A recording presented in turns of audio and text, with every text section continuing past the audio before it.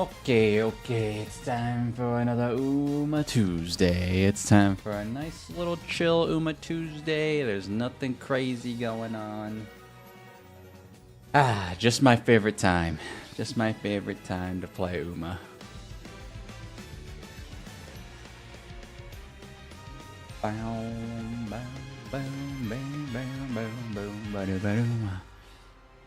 One second. Let me go over here. Okay, everything's good. I'm just making sure that it's everything's working properly. Let's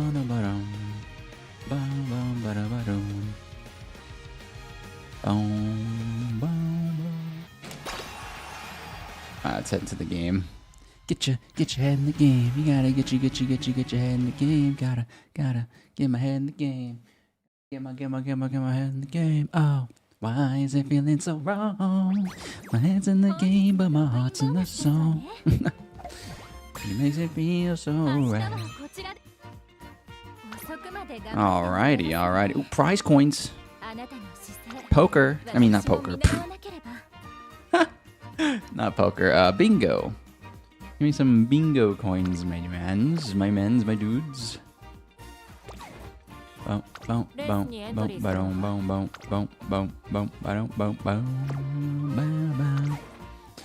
let me do some. Damn, wait, I can't even do chill dailies anymore because they just activate multi-race and it's over. It's Oguri over. Oh. Well, can't win them all. You can't win them all. You could, but RNG is a factor.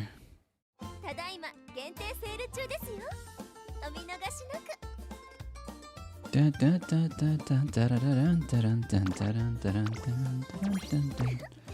hello everybody. It is your host as always. It is the goofy one, the floating one, the 47th one. It's your boy Senjo. And today is another Uma Tuesday, another chill time. I have come to sadly realize that I will not be S ranking. Well, no, it's possible. It's just really hard. Because last time we played, I was playing with the intention of, my intention is to get all my stable to A+, or everyone in my stable to A+, but I thought that S rank was achievable, but I didn't realize the threshold wasn't 13,000, it was 14,000 for S, which is crazy. 14,000 from 12 to 14. Oh my freaking god. So that is not in the books for me, but that's okay, because I'm gonna keep playing Uma until it eventually becomes the norm for everyone to have S, and then everybody, then all the sweaty guys have S+, and then and then whatever, freaking what the U, the U rank, whatever the U rank stands for, Ultra, Ultra Street Fighter 4. Oh brother. Yeah,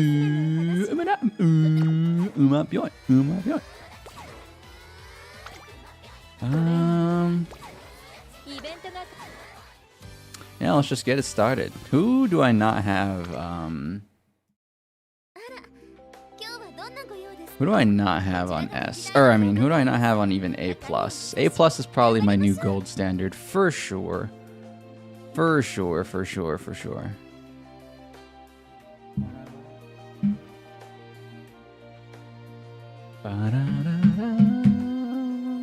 I'm honestly not expecting too many people this week because it is very much holiday season and people probably have better stuff to do than sit on their computer and play Umamusume. For me, I mean, technically I could be editing right now, but that's okay.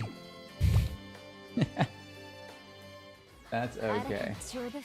But yeah, it is the holiday season. It is Thanksgiving week. Some people have the whole week off, which is crazy. Man, back in my day, I only got like the Wednesday and the Thursday and the Friday off. People got the whole week off, and they're working class adults. Oh my god. Times have changed. Times have changed for real, for real. Who am I playing? Oh yeah, I want to play Rudolph. I literally have done 2 Rudolph runs in my life, right? No, 1. Singular. Singular Rudolph run.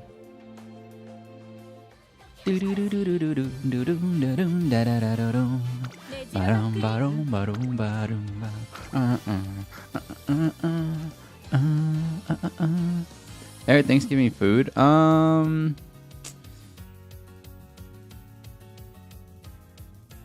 Also, hello there. Hello there, Muffins. I don't recognize that name before. You might be first time chatter.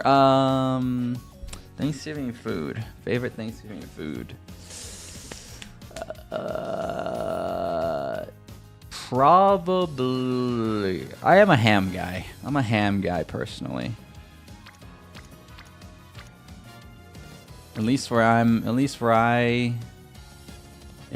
at my Thanksgiving gatherings, ham is a constant and it's consistently good. I am a ham guy. I am a cold ham guy as well. Some people might say they want to warm their ham up. I'm particularly a cold ham guy. Who am I playing? Rudolph? Rudolph. She does a lot of longs, if I remember correctly. I've only played her once, so I don't have her career ingrained into my soul. But she does a good amount of longs. Basically medium. Yeah. Okay. What's up, Trickster? How's it going? Man, ham is probably my favorite Thanksgiving food. With good old-fashioned mashed potatoes being second. But I'm a mashed potato guy in general, for real. Like, I could eat mashed potatoes as a consistent side any time, any place, any year. So that's not even really. Honestly, I don't even consider it close. Like, I don't even consider it part of the conversation. But just because I'm so biased towards mashed potatoes, but I mean, it is still a Thanksgiving food, so I gotta consider it at least. And then probably third would be yeah, I'm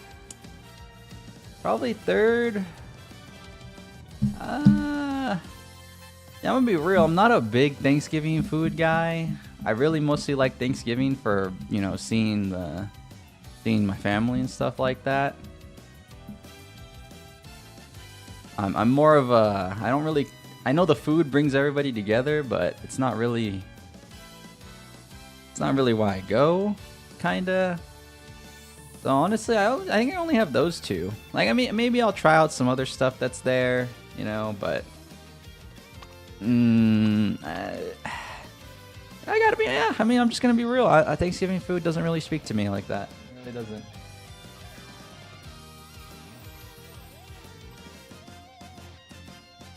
Like, honestly, if I had it my way, I wouldn't even make traditional Thanksgiving food. I would just, like, get something.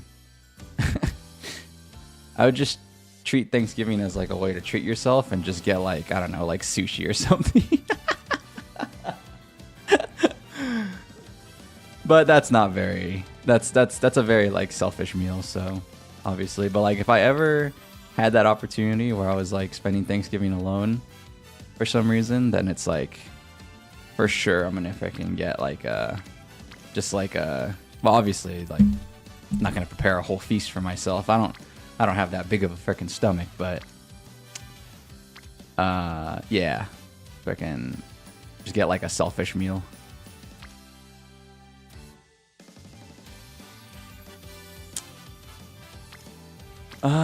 Let's see. Who do I want to use? Like, I'm stuck here. I'm always stuck here. I am late surging. Don't ask. Oh, wait, I could just run. Oh my god, excuse me. Sorry. Apologies.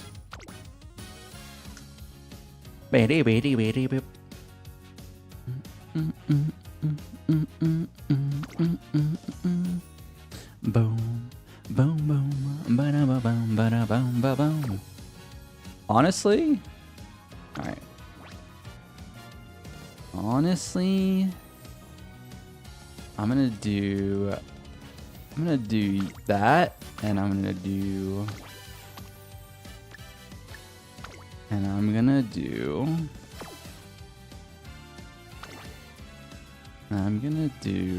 that.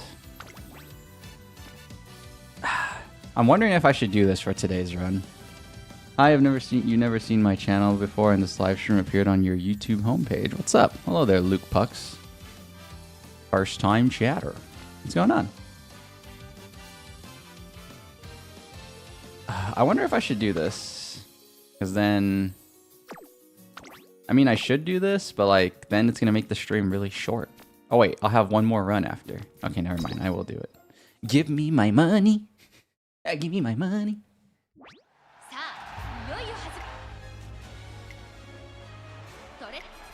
Give me my freaking money.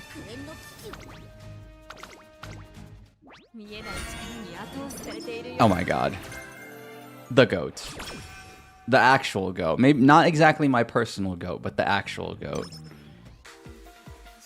I think Rudolph only lost once, if I remember, in real life.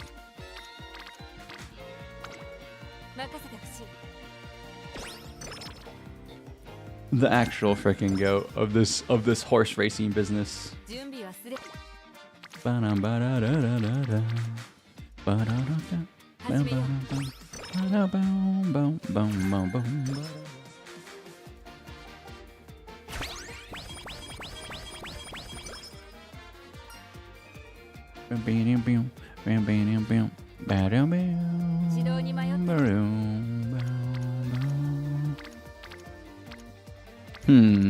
Wait. I'm choosing that.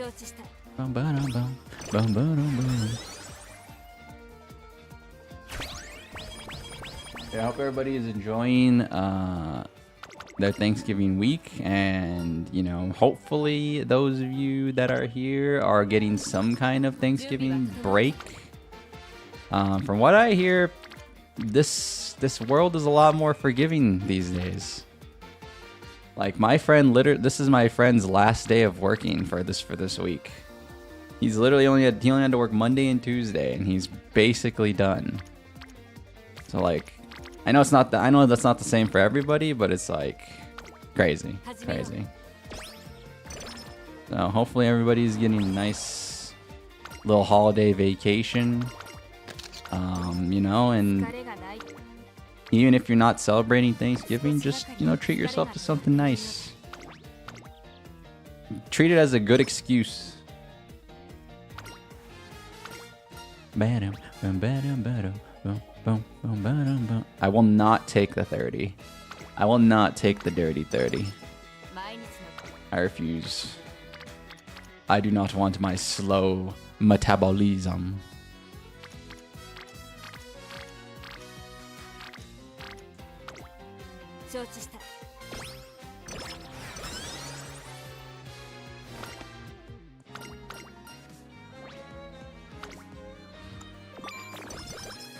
Luckily though, guys, I will say, for my Uma heads in here, which obviously that's all of you, the carrots have been stacked. The carrots have been stacked. We're gonna pull soon. I know that's a... I know everybody loves a good pull session. At least around here, because I am the most unluckiest guy on the planet. So it's very entertaining. Chill Uma gamers are the best. Keep up the great work. Thanks. Not really doing much. I'm being chill. But, you know, it is what it is, I guess. It's so weird. Sorry. It's a conundrum. I'm not even doing any good work. I'm just being chill. You're rating the arc right now? How's that, Smalls? You got in kind of late, you know? Not that that's a bad thing, but the thing about you being late to arc raiders is that I've been hearing around the grapevine. I haven't played arc raiders in a few days, but I've been hearing around the grapevine that arc raiders is pretty aggro these days. Most of the extraction shooter babies finally toughened up. Or they've just accepted that PvP is a thing because, like, you know, like we've mentioned 1,000 times before, there's nothing stopping you from doing PvP in Arc Raiders. If there was literally, you know, like I'll just say it again just to repeat myself, but, you know, if there was literally system mechanics that punished you for being a PvP person, then, you know, it'd be different, but there's literally not, so. Digital or Halloween banner pulls? I'm not pulling today. And I'm not pulling on either of those. I only pull on characters that I actually want. I don't know if... and I don't really want digital or freaking the Halloween stuff. I hate costumes. I do not like costumes in gacha games. I want... The way I pull is I want one of every character. Which is not intuitive to the way I actually play the game because I don't spend money. I don't spend a lot of money. I only buy the monthly carrot thing. And whenever the battle pass comes out from this game, I'll probably buy the battle pass. So I don't spend enough to actually have the entire roster. But that doesn't mean a guy can't dream. I'm freaking dreaming. Oh, when I see your face. And I'm a believer. I'm a believer. Nah, I don't really believe in saving. I think saving is kind of boring. That being said, I think it's a smart thing to do. But for me, I don't play a gacha game to save my, like, just personally, okay? I'm just speaking for myself.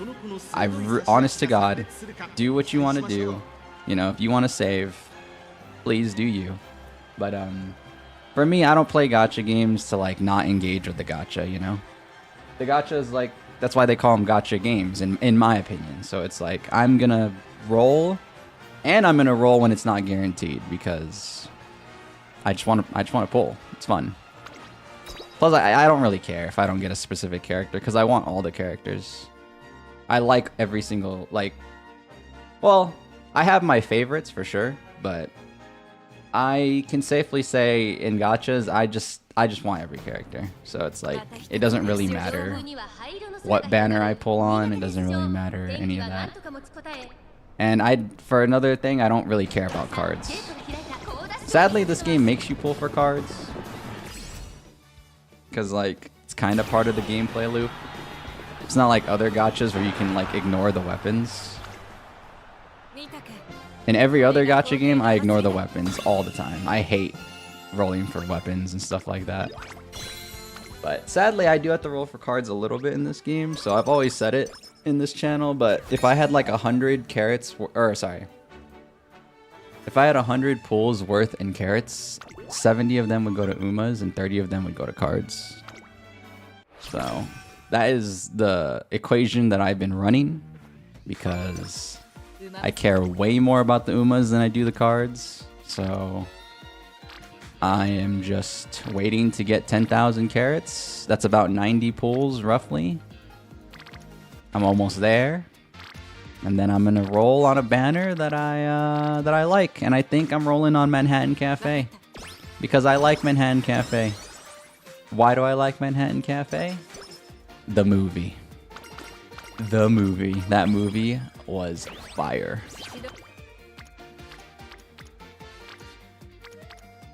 The movie is so freaking good. And not for the visuals. I know everybody's aura farming, you know, everybody likes aura farming visuals and freaking flashy lights and stuff like that, but for me personally, I just like that. I like her personality in the movie. Cafe is just so nonchalant.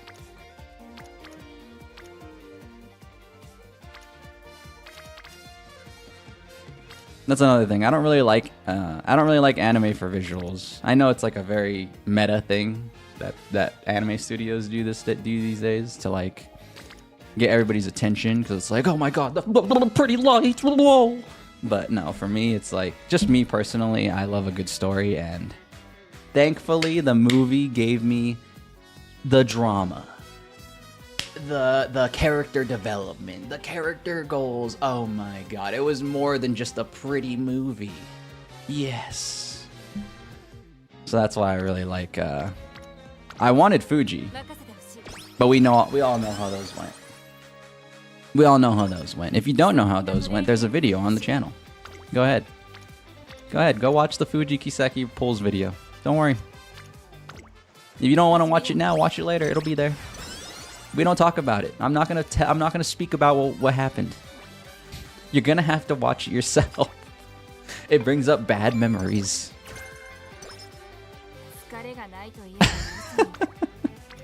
It brings up bad memories. But they're obviously not that bad though, because here I am still playing this game, and here I am about to engage with more gacha. Not today, sorry, not today, but eventually. You know, you could say the gacha got me.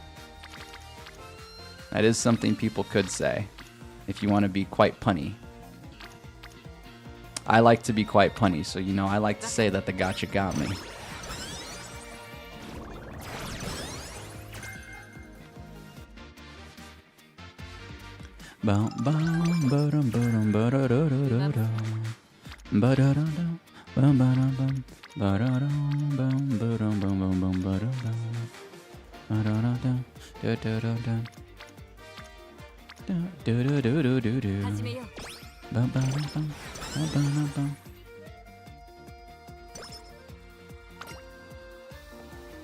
A little bit of information. I mean, yeah, it's fine. That's why I say the things I say. It doesn't matter if you don't celebrate. I don't. It doesn't matter to me if you celebrate or not. Just like treat yourself. That's why I said it. That's why I say it like that. Even if you're not celebrating, it doesn't matter. You could treat it as an excuse, or not. I don't know. It's not. It's up to you. I don't care if you celebrate or not. It's fine.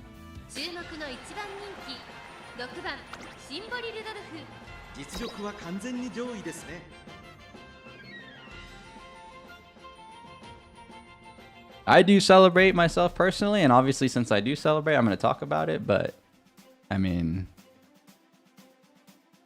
and like I said, I mostly celebrate for the sake of just like hanging out with my family and stuff like that. So not even for like the holiday purposes or anything like that.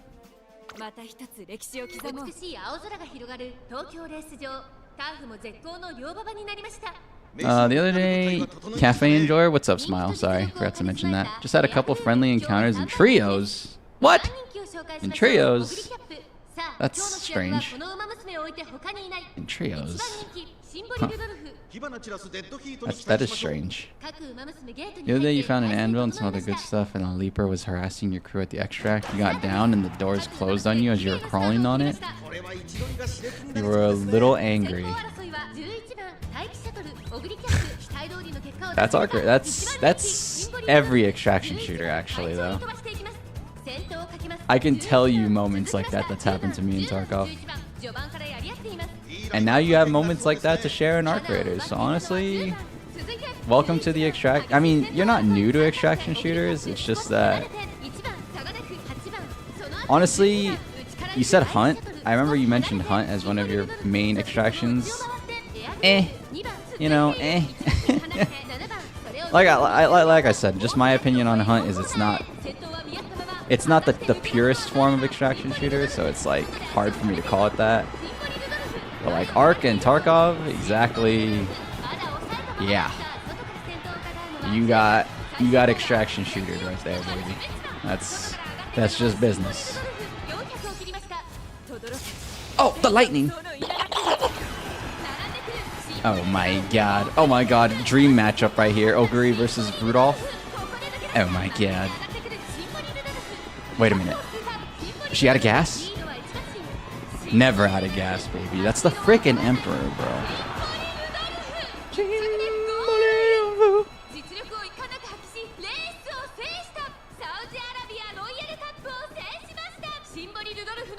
Oh, yeah, probably gonna roll on Cafe for my next video / roll session. As you all know, I am quite unlucky. Streamer luck is not real here. And if you tell me otherwise, you won't stop me, because I am the scientific method. I've rolled across 2 different games in this channel.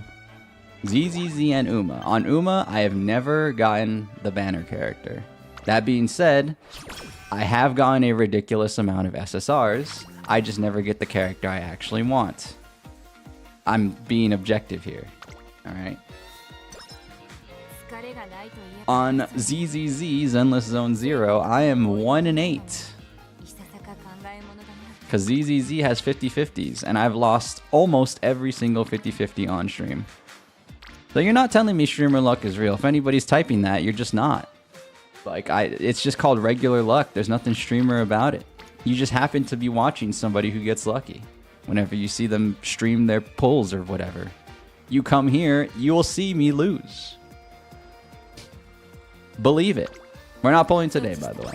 Just have to keep repeating myself. But yeah, we're not pulling today. I don't have the necessary carrots yet. Probably have it by like next week or something. Or we'll just wait till Cafe comes out.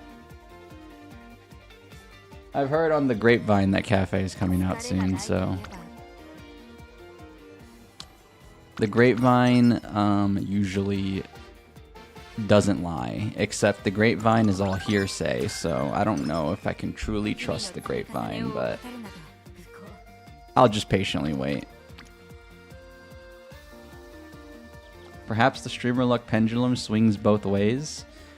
Again, you're just not, like, I don't care what anybody says. I have the scientific proof.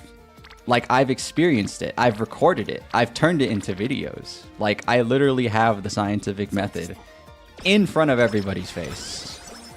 So I just don't believe it. It's just not real.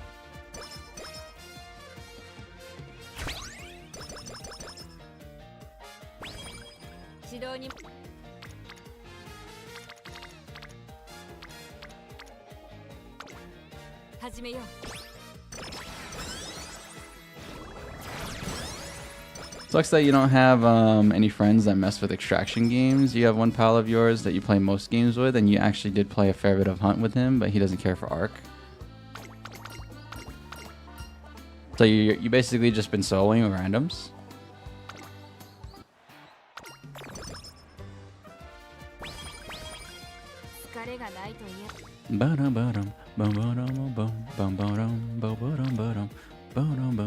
Non-standard distance or what? Go with the frickin' flow. Not bad, not bad. It could be worse. Winning 5. Boo boo boo. Excuse me.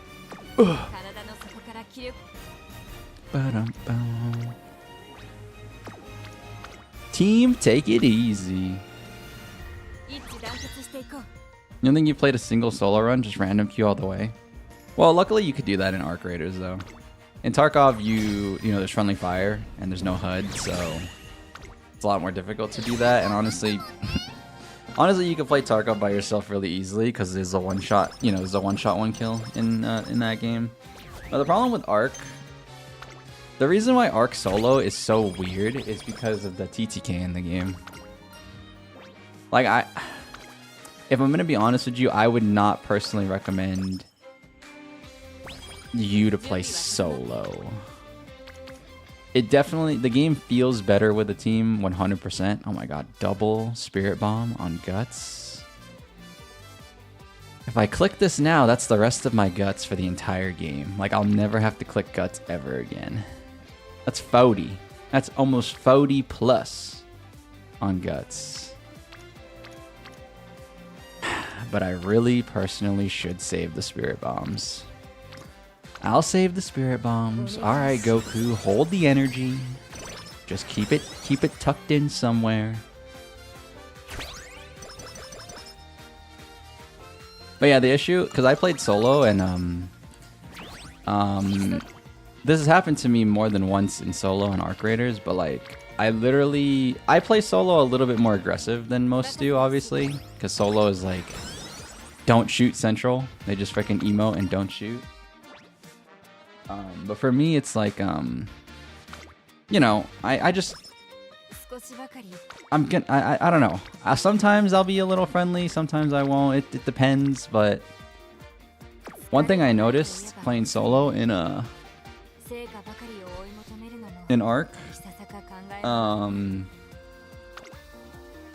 you just get jumped really fast.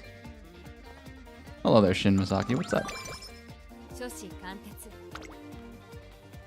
Yeah, you just get jumped really fast because like the spawns are like really bad for solos. They're honestly bad for trios too, but like at least in trios you can like save your team. In solo, like people spawn so close to each other, man. In general, it's insane. So it's like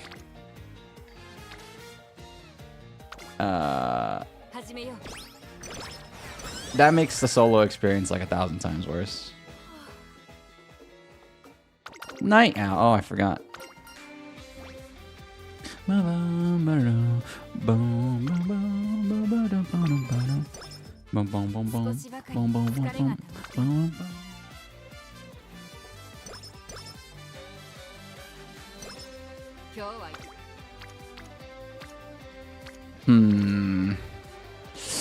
Fody Stam? Double Spirit Bomb? Oh god. Alright, if I click this, I'll never have to click Stam. Well, that's never say never. Never say never. Pick it up, pick it up, pick it up. Pick it up, pick it up, pick it up. Yeah, yeah. Never, never, never, ever, ever say never. See, I never thought that I could read this. Alright, how's it go again? How's it go again, Jaden Smith? I never thought that I could feel the burn. I'm strong enough to climb the highest tower. And there's just no going back. When your heart's under attack, gonna give everything I have. It's my destiny. I will never say never. I will fight. I will fight till forever. It's one of my favorite JB songs. It's one of my favorite JB songs, alright? Watch The Karate Kid when it first came out in like 2010 or whenever. The one with Jaden Smith. Loved it. Loved it. Cinema. Cinema. Actually cinema. Not just saying cinema to be freaking trendy. Actually cinema. Some people hated it. It is what it is. Everybody's a hater. Everybody loves it. You can't. There's an in-between. There's an in-between. It only means you can't blame your teammates when things go bad. That's not really the direction I was going with the conversation.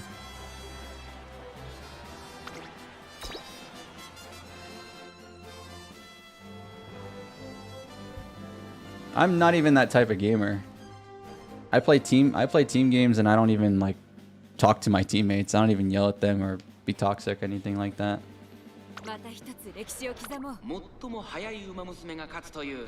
What I was kind of getting at with Arc Raiders though is like for solo, just don't play solo. Like honestly, try it a few times small and see if you like it, but the spawns just suck, man. The spawns in solos just suck. Like if you get a fresh raid in Arc Raiders solos, you walk like, because everybody spawns in the outer edge, right?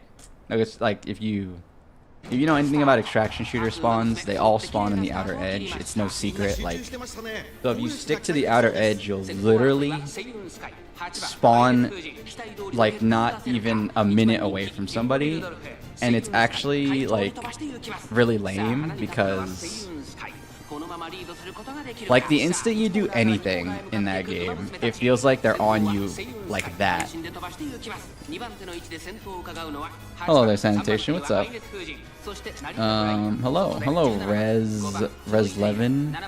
Sorry guys, this new YouTube update changed all your guys' names. So if there's somebody in here that I've seen before, your name got changed. They use your @ now.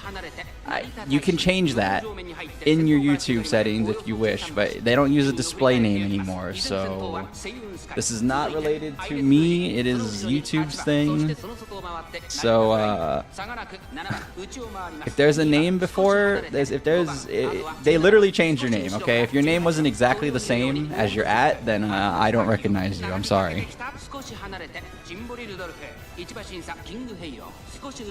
I think I recognize some profile pictures though. Takashi Imota. Happy holiday. Hold on. Do I recognize you? I'm cross-referencing? I think I recognize you. What's up, Sanitation? Hello. Well, hello there, Res11. You played a fair bit of solos in the tech test? She's the Emperor for a reason, man. She's the Emperor for a reason. Lightning!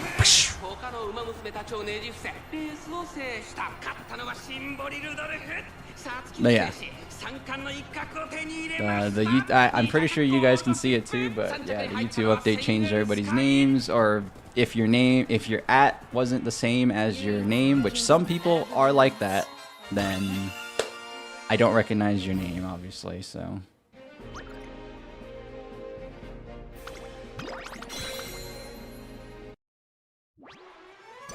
But my day was good, my day was good. Ohayo gozaimasu.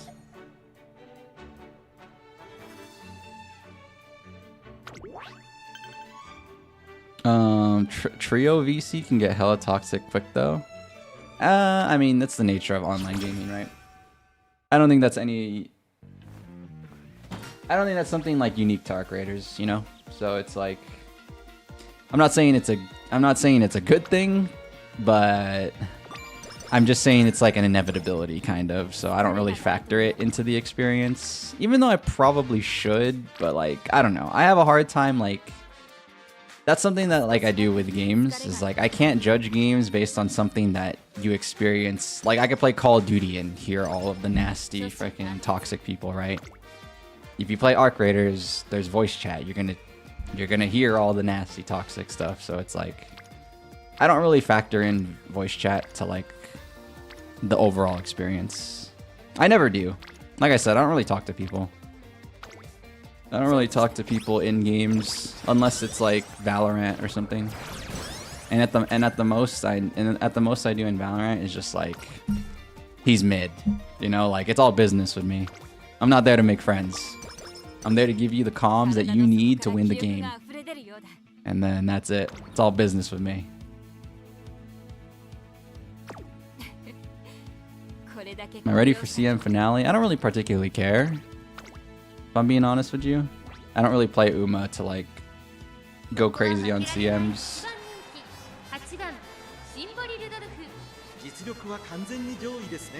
But I mean, sure. I train some Umas and stuff like that, but I don't really go hard on training. Like I don't do the whole like parent stuff. Like I don't do the whole grandparent parent thing to like make a god Uma. I just don't do all that. So it's like there's a lot more people who try a lot harder than me who actually deserve to win. So, but good for them. Yeah, I don't really sweat Uma, so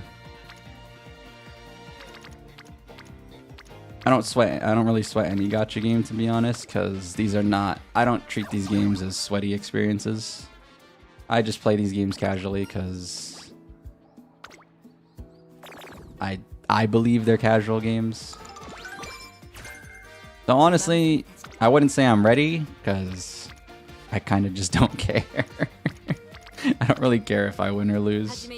I'm in the finals of round 2, round B, but I don't really care if I win or lose.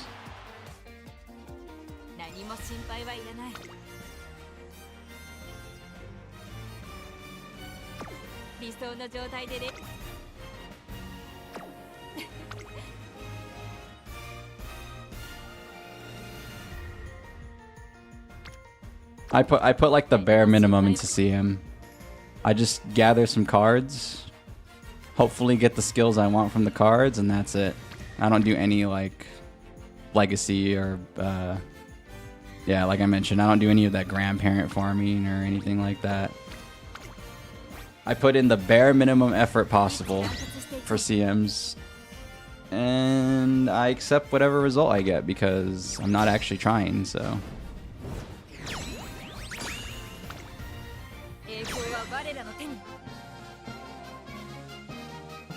As much as you've been enjoying the marathon playtest, you fear it won't be quite as much of a streamer game as Ark is? Well, see, the thing about Ark is,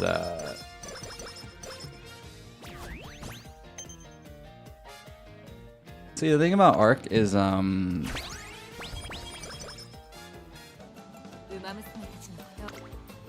on, sorry. I'm trying to gather my thoughts together. Come on, please. Thank you.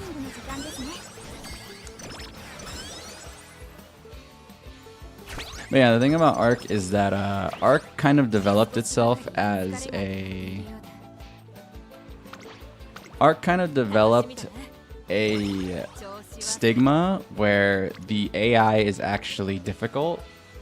And, you know, the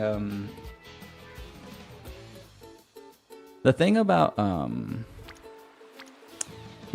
Marathon is Marathon followed the Tarkov formula a little too close. So what I mean by that is, like, Tarkov right now is having its resurgence because obviously 1.0 came out, but like no one's looking to play another Tarkov. That's kind of the issue that Marathon's gonna have, is that Marathon's following Tarkov's formula a little too closely. So it's like people will just play Tarkov instead.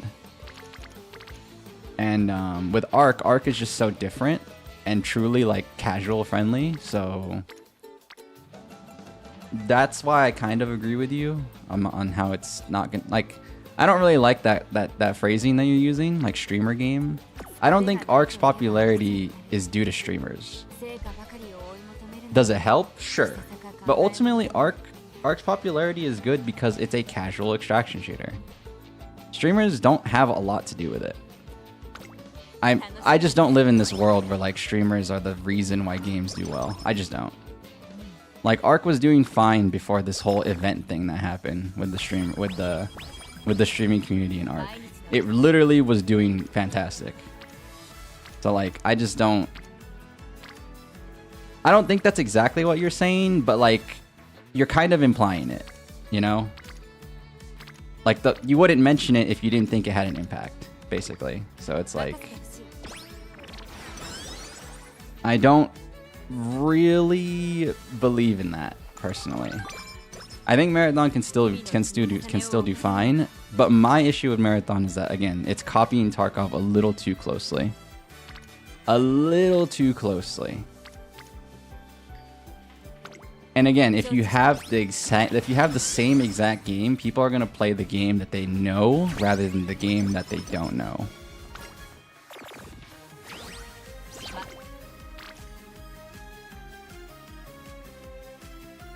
Wait, you're confused. Isn't Tarkov an old game? Why is 1.0 just coming out? It has been in beta for about 6 or 7 years. Wait. Yeah. It's been in beta for about 6 or 7 years. So you could say it's an old game, but technically it's not. It's just a long-running game. But yeah. To make things very clear, yeah, Tarkov is a pretty old game, but it's been in beta for a while. The only thing you know about Arc is people running around and spamming prickly pear. Prickly pear, huh? People are looking for prickly pears to level up their chicken. You gotta feed your chicken different fruits and stuff so it levels up, and then it gets you free materials. Your chicken named Scrappy.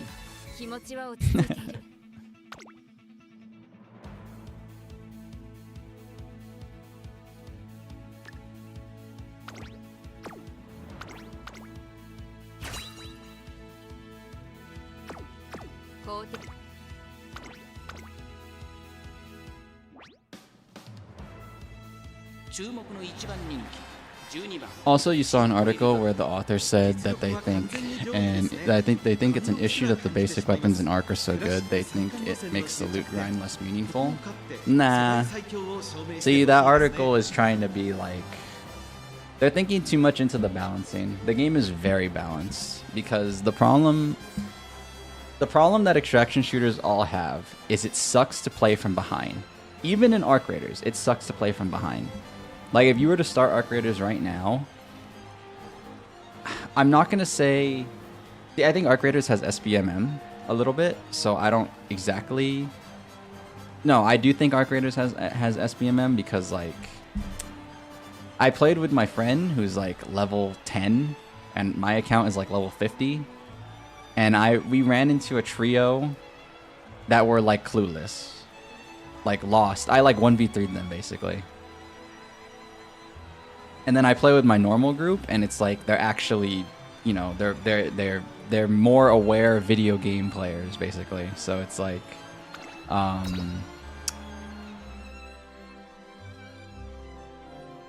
to kind of bring things back to the conversation, yeah, that article is not seeing the big picture, because like they're only comparing Ark within itself, but like within the other games in the genre, like Tarkov, when you play from behind, it's really annoying. So having the basic weapons be decent equalizers are actually really good, because the game will feel good no matter what stage of the game you're in. Obviously, it feels better when you have better loot and, you know, more grenades or whatever else, whatever other bonuses being a high level and high, you know, give you, right? High level of experience, a lot of raids, whatever.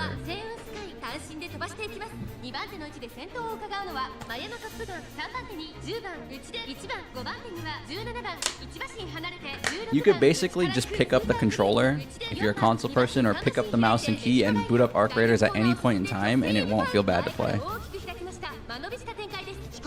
Which is why it's good.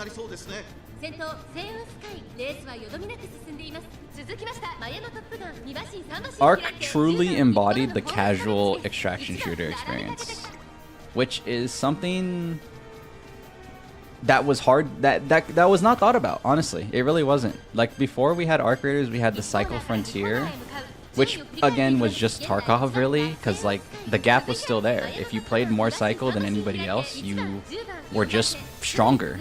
Like, you might not have been the better player, but you were just stronger, because you had all the levels, you had your traders leveled up, you had access to stuff that basically a level 1 account doesn't. So it's like, you know, Ark does a really good job at, like, you genuinely can just buy Arc Raiders right now and have a good time.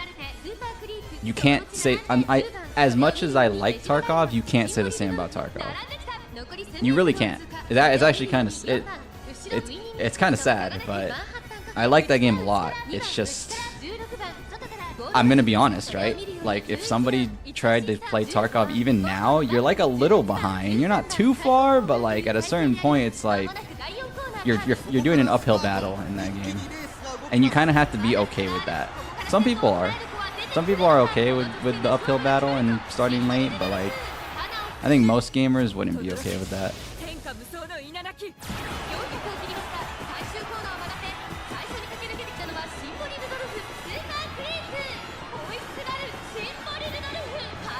I will say I am one of those people who is okay with that, but I like a challenge.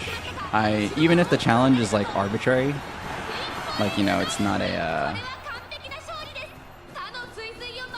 it's not like an actual challenge the game imposes on you. It's just sort of more self-imposed. I'm okay with that. It's not a big deal to me.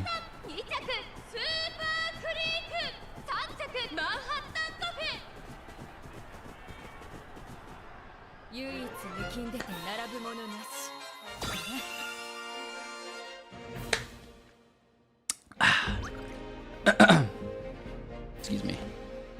Marathon AI and Arc AI are both hard, but that difficulty is spread differently. The fodder Arc aren't that big of a deal to kill / or avoid, but the higher tier enemies absolutely dog walk you.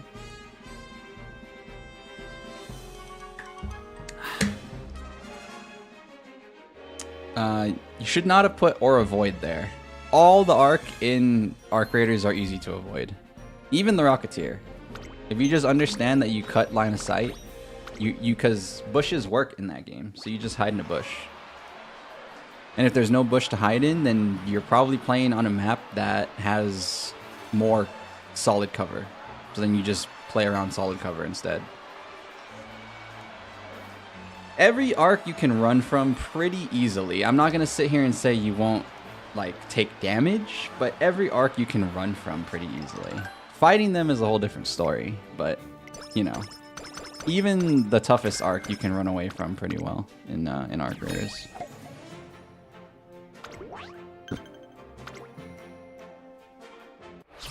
Because the game intends for you to run. The game intends for you to run. They make it no secret that the game intends for you to run.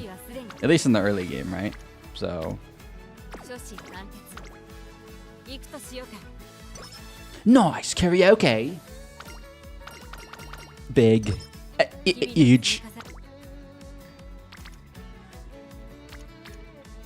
I don't like where my spirit bombs are landing. I'm kind of pissed. You can certainly make a broad comparison between Tarkov and Marathon and say that Marathon is a more streamlined Tarkov experience, but you think beyond that there's a lot to set them apart. It's because you know the fine details, but the problem is the fine details don't actually matter if... So this is what I'm trying to convey to you, but it's impossible to convey this because we don't share the same experiences. So I'm gonna try my best with words, but I'm mostly speaking from experience here. Being somebody who played a lot of the cycle, which a lot of people probably don't even know about the cycle, but you know, being somebody who played a lot of the cycle and Tarkov when they were the only two extraction shooters realistically you could play. And then Dark and Darker came out, and then whatever else came out. It was mostly just Dark and Darker, Cycle, and Tarkov, right? I see the same problems, like, again, I don't think Marathon's going to be a bad game. But if you're but the conversation we're having, which started from your, like, streamer game thing, essentially, you're kind of, you said you fear it won't be as much of a streamer game as Ark is, which means you fear for the popularity of Marathon. That's how I'm implying it. Please tell me if I'm wrong, but like, I think you kind of fear for Marathon's popularity because, for whatever reason. And my reasoning is that it plays too much like Tarkov. The details don't necessarily matter if the gameplay loop is exactly the same.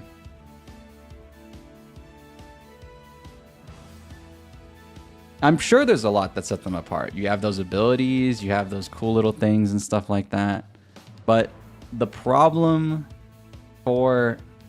See, like, you're mentioning all these little details, and the little details... The little details are cool to know, and they matter more for a person like me, but you're not seeing beyond yourself. You have to put yourself in the shoes of a more casual player. Why did Ark do so well? Because it appeals to the more casual player. You're saying stuff from like your own POV, which some people will care about, like me and you. I like the details. The details matter to me, but I know that the details don't matter to everybody. And that's the thing. When you look at Marathon and Tarkov on the basic level, on the base level, there's too many basic similarities for Marathon to be unique. They have to like really stray away from like the Tarkov formula. There's too much of it. I see too much of it. Again, I don't think it'll do bad. I just don't think it'll pop off.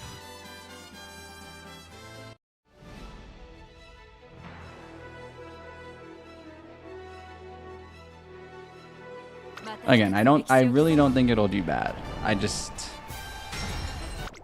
Seeing what Ark did kind of opened my eyes, where it's like... They knew who they were targeting, they knew exactly how to target them, and they did a damn good job of it. 各馬娘綺麗なスタートを切りました。誰が先頭に抜け出すか注目しましょう。先行争いはマヤのトップガン13番 TM オペラを期待通りの結果を出せるか。1番人気ジンボリルドルフ。まもなく第4コーナーカーブ。マヤのトップガン快調に飛ばして行きます。さあ花に立ったのはマヤのトップガン。このままリードすることができるか。2番手の位置で先頭を伺うのは13番。Yeah, I'm not necessarily saying you care, but what I'm saying is like all the stuff you're mentioning, at least for the sake of this context, is kind of irrelevant. And I don't want to be mean. I'm just being blunt. Like,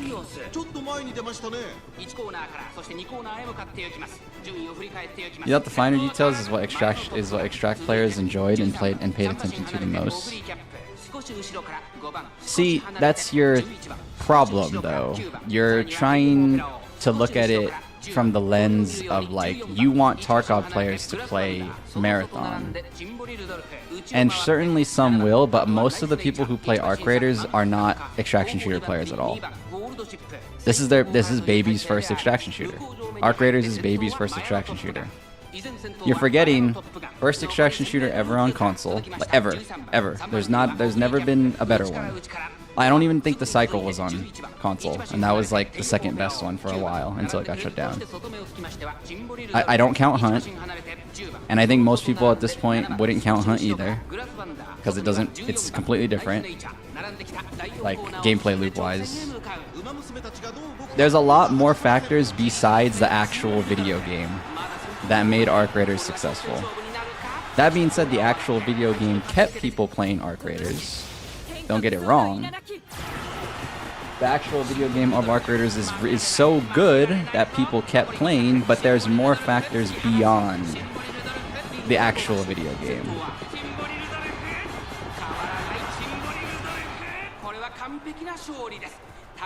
I'm gonna make a bold claim here, but I'm pretty sure 70% of the people who have played Arc Raiders never played an extraction shooter ever in their life before Arc Raiders.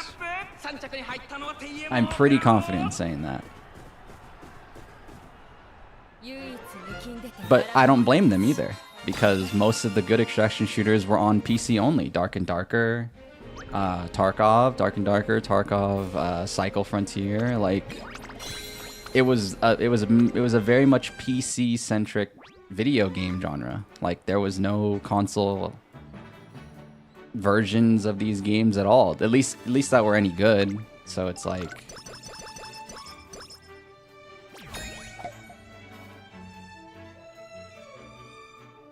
yeah.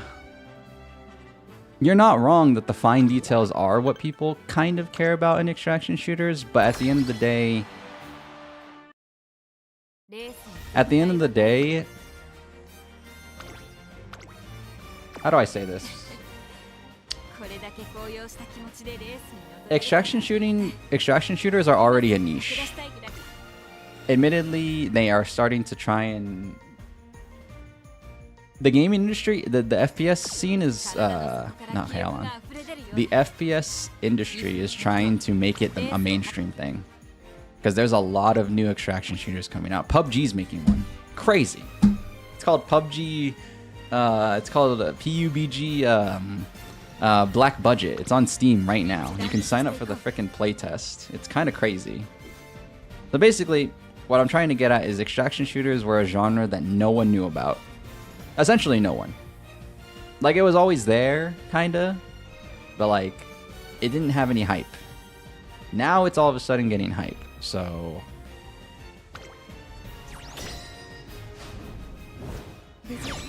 It's,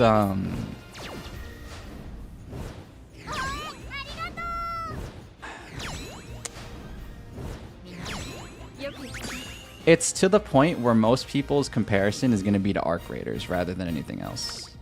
So like, people will compare Marathon and Arc Raiders compared to like Marathon and Tarkov. And when they see that like... I don't know. We'll see. We'll see. There's too many factors. But I like conversations like this because there's so many factors. I really don't like simplifying stuff like this because... There's a lot. There's just a lot that goes into this stuff. It's not. Hey, thanks for following on Twitch. Appreciate it.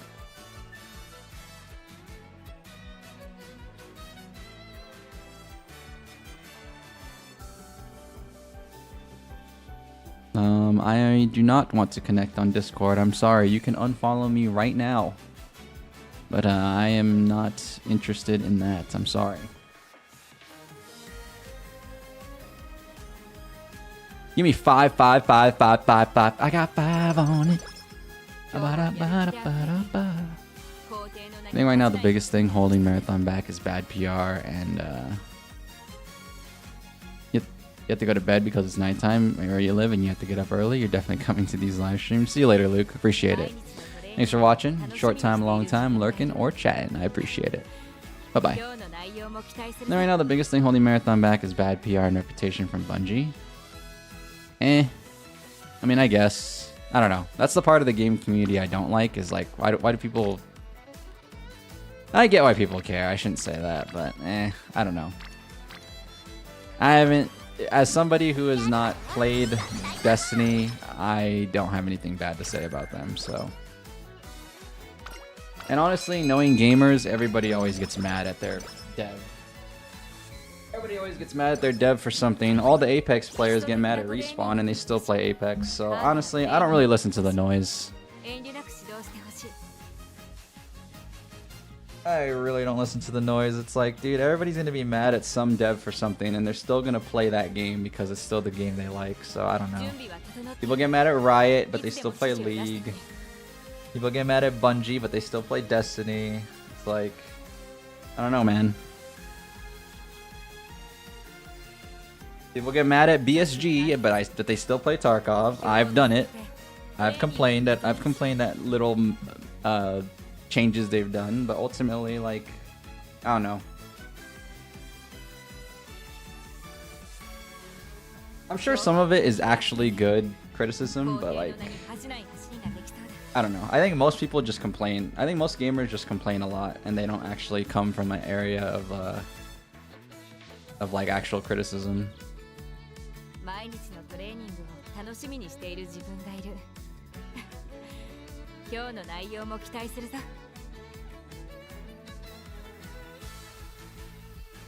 Like in terms of accessibility to new players, new to extraction shooters, I think Marathon is a little more hardcore than Arc, but a lot less punishing than Tarkov. Which is good.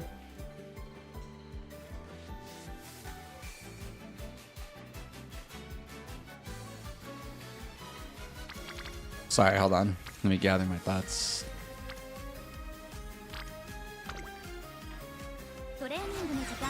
Like in terms of accessibility to new players, I think Marathon is a little bit more hardcore than Arc, but a lot less punishing than Tarkov. And that'll help it for sure, because, you know, it's... So here's what Arc Raiders does different, though. Arc Raiders, it's gonna sound crazy, but when you first start, it's kind of funny to get killed by the AI.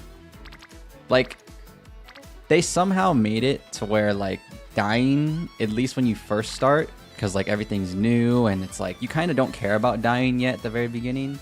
Everything's new. Like, they make the AI fun, right? Like, getting attacked by your first Rocketeer is kind of hilarious.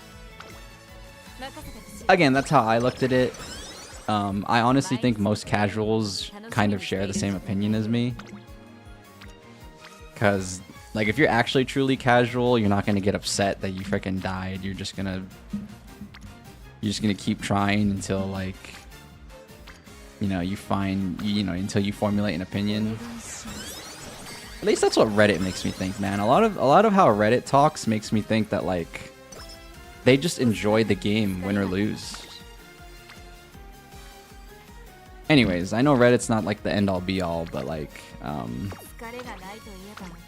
my point is that hopefully Marathon can make the AI fun, because I don't know how Arc did it, but Arc made it so the AI is really fun.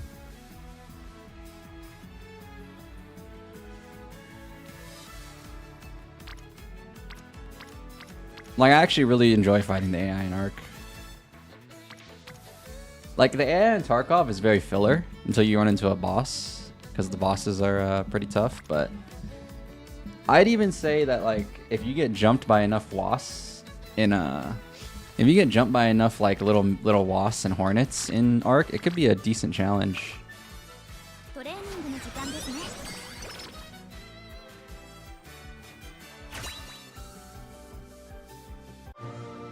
And you might have had the right call when you said that Marathon's earlier playtest should have kept the MDA, because now they're too scared to do another non-NDA playtest anytime soon. I mean, I said that because public opinion is stupid. For the most part, like, yeah, genuinely for the most, because most people aren't looking at things with like enough detail. Like I said, everyone wants to simplify everything, which I guess it's fine. It's human nature to do so, but like when it comes to games,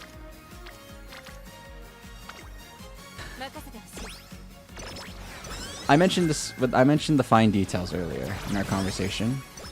Most people won't acknowledge the fine details. They'll just accept that it's a thing.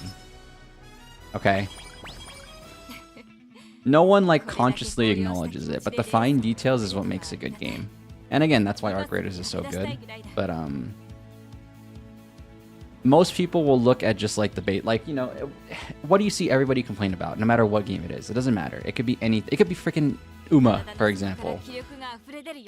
I want more content. Give me more content. Give me more weapons. I want more weapons. I want more characters. Blah, blah, blah. So it's like they just don't like the fine details they absorb. They just aren't consciously absorbing it. So it's like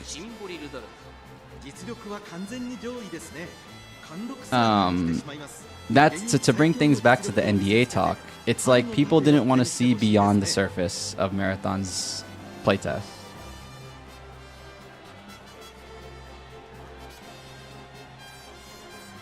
So it's like, I didn't think it was bad, but I also didn't think it was complete. But it is a playtest, so it wasn't complete, you know? Like Marathon wasn't complete. You were playing an incomplete version of the game, and I accepted that. I think a lot of people play these playtests assuming they're playing like a finished product, but you're not. That's what irks me. So it's like, yeah, ultimately, you know, to bring things back together, they should have kept the NDA. Why like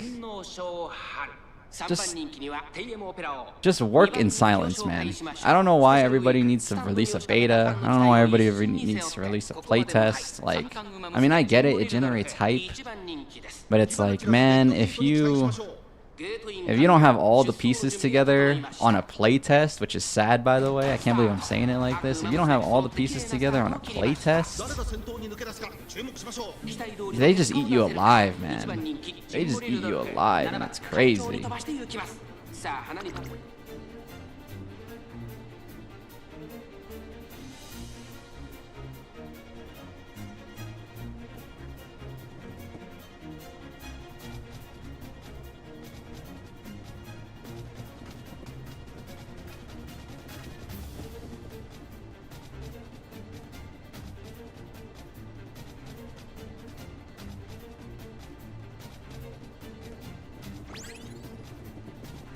Can we pretend that airplanes in the night sky are like shooting stars?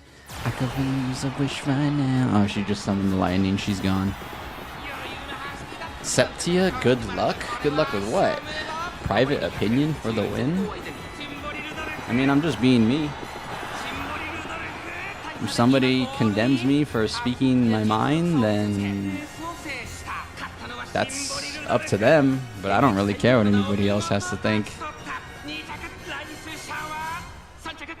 Well, like, I shouldn't say it like that. I don't care the opinion of somebody who wants to condemn, you know, me just speaking how I feel, you know. I don't really expect anybody here to agree with me. I'm not really talking about it like that. We're kind of just having a discussion. If anybody ultimately disagrees with me, I mean, that's fine. I'm like genuinely okay with that. Because I'm not really trying to convince anybody. I'm just kind of, you know, saying things from how I see it from my POV. I do not want to create that kind of community. If you disagree with me, please continue to do so. Because I do not want a bunch of headless chickens repeating what I say. Keep your own brain. preferably. Ironic you bring up more content, because the main thing you liked about the most recent marathon playtest was that there was more content. I mean, again, there's nothing wrong with that. I'm just saying, it's like, that's what people judge. Like, they judge very basic level. So it's like,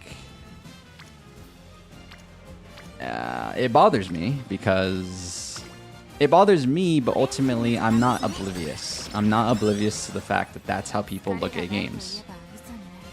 That's what I'm saying. I genuinely, I say it all the time, but I try to see things from every point of view. I have my own personal point of view, but I try my best to look at everything from every point of view, because it's important. Because that's, you know, I'm not the only one buying this video game. I'm not the only one playing this video game, so it's very much important. I might think that a game has bad system mechanics. That doesn't mean everybody else does. And I know that. So it's like...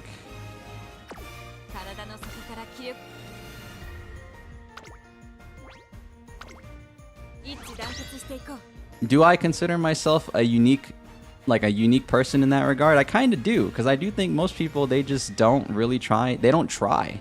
They don't try to see things from more than their own perspective, which, I mean, I guess is normal, but, like, you know, you're just not the only person doing this. Like, you know, you're not the only person playing the video game, so it's like...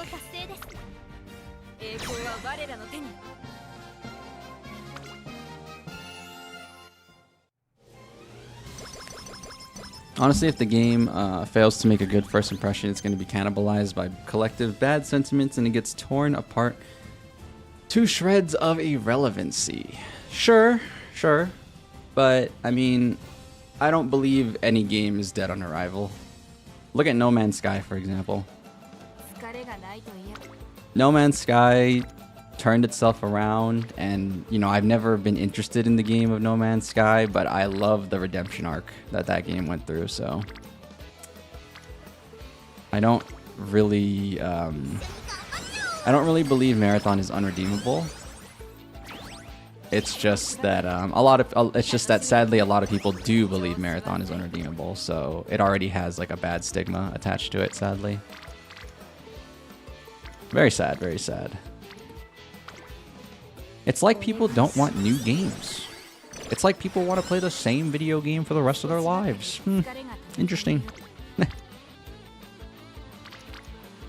It's like every time a new title comes up, for some reason, we're bashing the new title instead of trying to bring it up and bring new fun video games for us to play. Instead of playing the 17th Call of Duty or the 6th Battlefield. That being said, that new Battlefield was pretty good. They cooked for a little bit. I'll give them their flowers.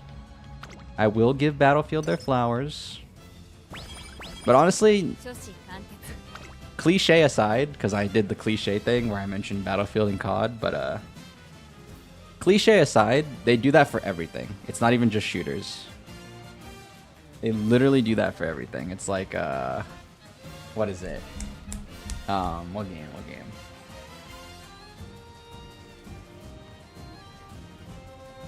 They do that for MOBAs. They do that for, like... Hell, they sometimes do it for single-player games, which is... wacky. You keep going back to the same games anyways?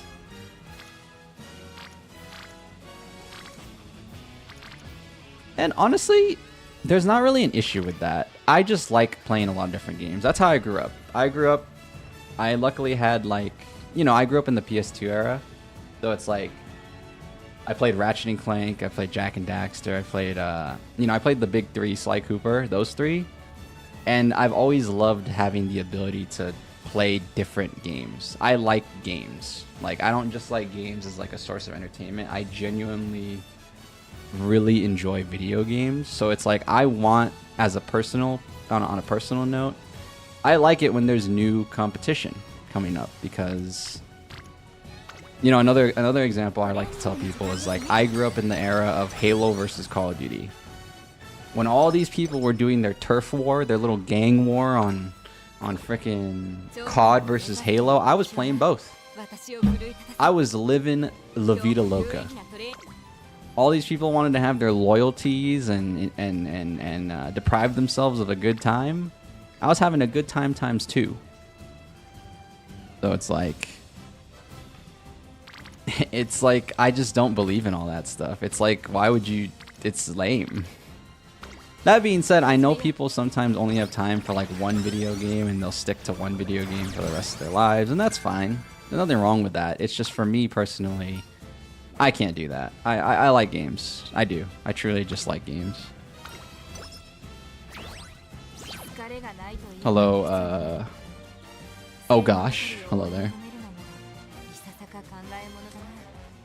I think the real underlying issue is that playtests these days are used and advertised more as marketing opportunities as opposed to actual tests that are meant to help improve / fix the game. Yep, that is the problem. That, you hit the golden ticket right there. That's the Willy Wonka golden ticket. Congratulations. Congratulations, you're going to the freaking chocolate factory. You might get turned into Augustus Gloop if you're a bad guest though, so watch out. You don't want to be Augustus Gloop.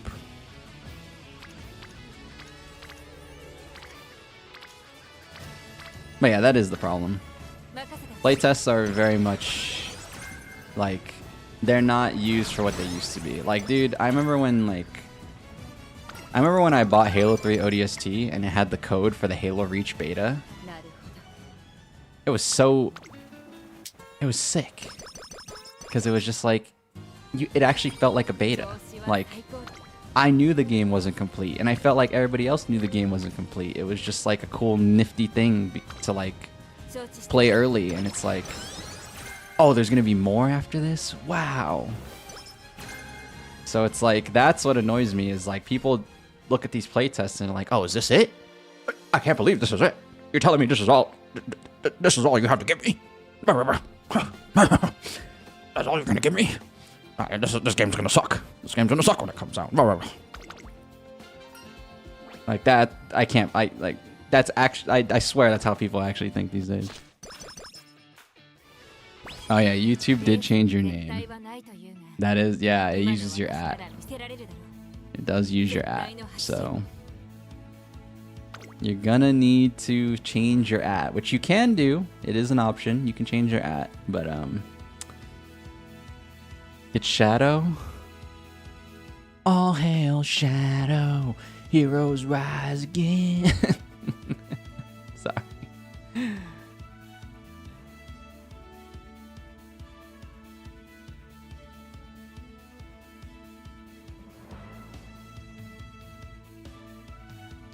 Do I want my swinging maestro now? No, it's fine. It's fine. Fighting games are constantly going through the cycle of hype phase, honeymoon phase, new game sucks, old game good phase, rinse and repeat. Yeah, fighting games have that gang mentality where it's very like, you know, stay in your lane. You know, the only difference is the anime fighting game community. Because,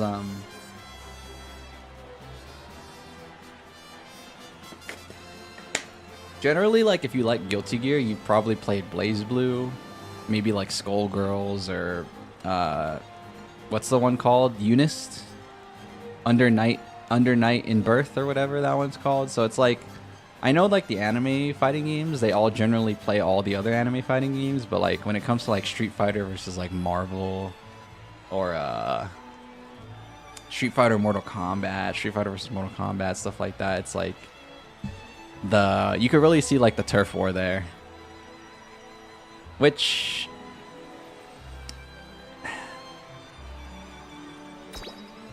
fighting games is a little unique though. Oh my god, second? Pissed. Fighting games is unique though. They've somehow circumvented the problem that exists in other industries. They've circumvented the problem of like, they've circumvented the problem that we're talking about because it's so niche that it like doesn't matter. When your genre is so niche, it can kind of skip over some issues that other industries have. And fighting games is like that.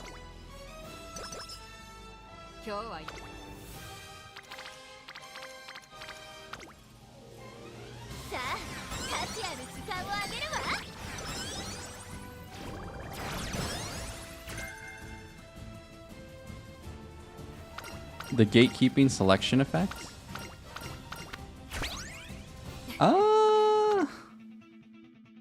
No. I see. I have a hard time saying gatekeeping.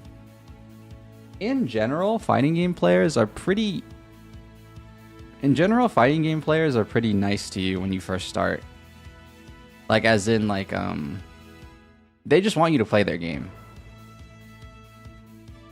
It's actually kind of funny. The better you get, the more the better you get, the more mean they can potentially get. Because, like, if you do something scrubby, you know, it gets like, you know, they might message you online. In person, they won't do that. In person, they'll be like way more human, not degenerate about it. But like online is when, you know, like the better you get, the more toxic it gets. But when you're first starting, it's like everybody just wants to help each other. So it's like,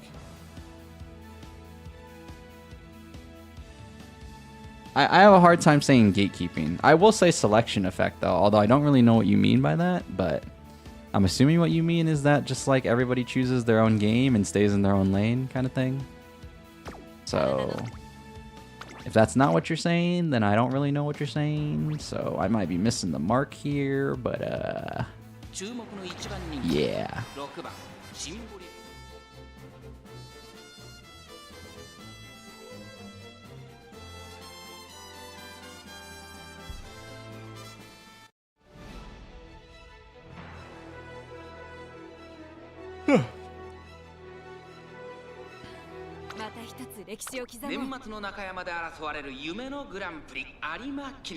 No, I'm right on. Nice.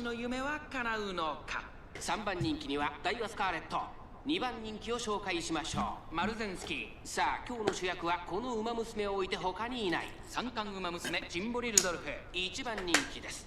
満を持して連覇に挑みます。 FGC has this weird dichotomy of being extremely gatekeepy. I don't really see what you guys mean by that. I don't know. Like, how are you excluded? I don't see it. Like, I've done the Discord thing too, where it's like when I first started playing BlazBlue. This is a long time ago. I was trying to be I was trying to dip my toes in like playing a fighting game really competitively, so I was doing everything I could to get better. And one of the games I was playing was an anime fighter called BlazBlue.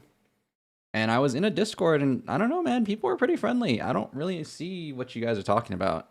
I really don't. Like, I don't understand how it's gatekeepy.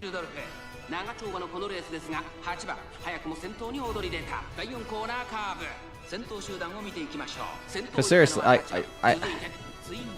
I don't like using vocal minorities. I know there's been cases for sure, but I just don't like using vocal minorities as part of when you talk about a whole subset of people. I think that's like disingenuous to do that.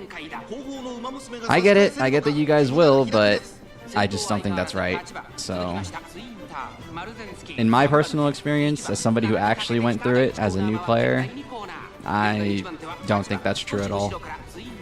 I really don't think fighting games are very gatekeepy at all.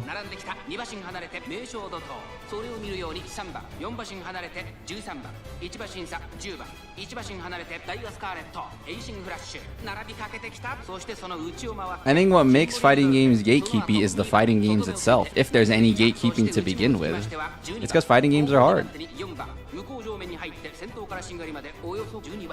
And like that's just like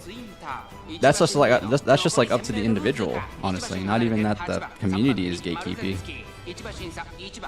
Literally, this guy would when I was playing BlazBlue, this guy would smoke me for hours. Literally, I think I would only win 1 game out of 10, and he just kept playing me.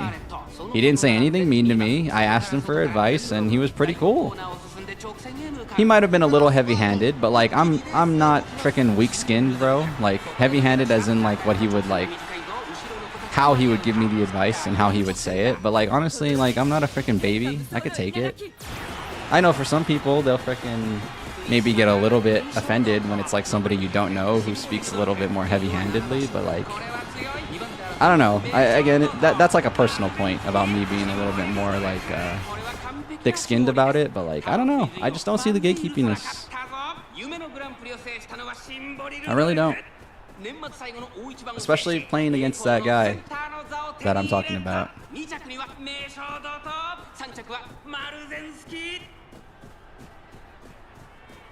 What's up, Luna? How am I doing today? I'm doing pretty good. Uma upset you. I won't let you get your vampire daughter. Unfortunate. That is what it is, though. That's the nature of the gacha. You never know. When you roll again in the future, you might randomly stumble upon her. That's what I'm hoping for. Not with Rice, but with Fuji. Maybe one day I can meet Fuji. Maybe one day I can meet Narita Taishin. You know, you never know. That's the beauty. That's one thing I like about Uma a lot, is that at least all the characters are still in the pool, which is nice. It's not the whole community, of course, but they get really defensive about certain games and game mechanics, like the whole debate about simple inputs versus motion inputs. I mean, I don't really think that stops. See, like when you say gatekeeping, I'm assuming they're gatekeeping new people, not that they're gatekeeping themselves. Like honestly, they'll have the topic of conversation about it, but it's like, does it even matter? I don't know, it just doesn't matter to me. Like you'll just play on whatever you want to play, who cares? You meet them on LAN, they're not going to say anything to you. Because if they do, they're going to get kicked out of the venue. So it's like, all this online discourse just doesn't mean anything to me. I don't know. But again, I'm different. Like, not like, whoa, he's different. He's built different. No, that's not what I'm trying. That's not what I'm trying to say. I just don't approach the online community ever. Like, I just care about the people who I actually meet in real life. And meeting people in the FGC in real life, that's the real community, and they're nothing like the people online to me. So it's like, I don't know, man. I don't know. I'm speaking from experience, and I don't know. They're just not that gatekeepy to me.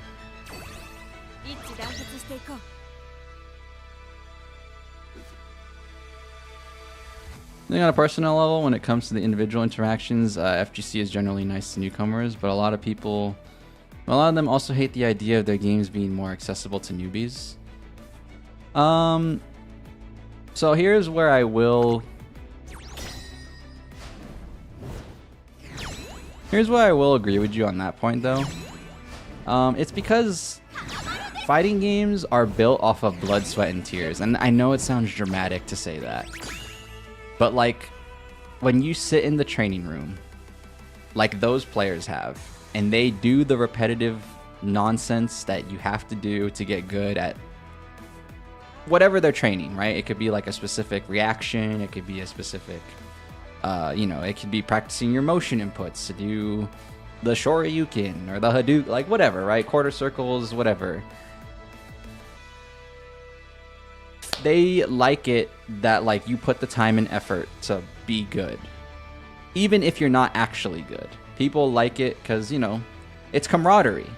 That's where you're not like seeing it, is it's like very, it adds a level of like, oh, you went through the same struggles that I did, kind of thing. Like a fellowship, sort of.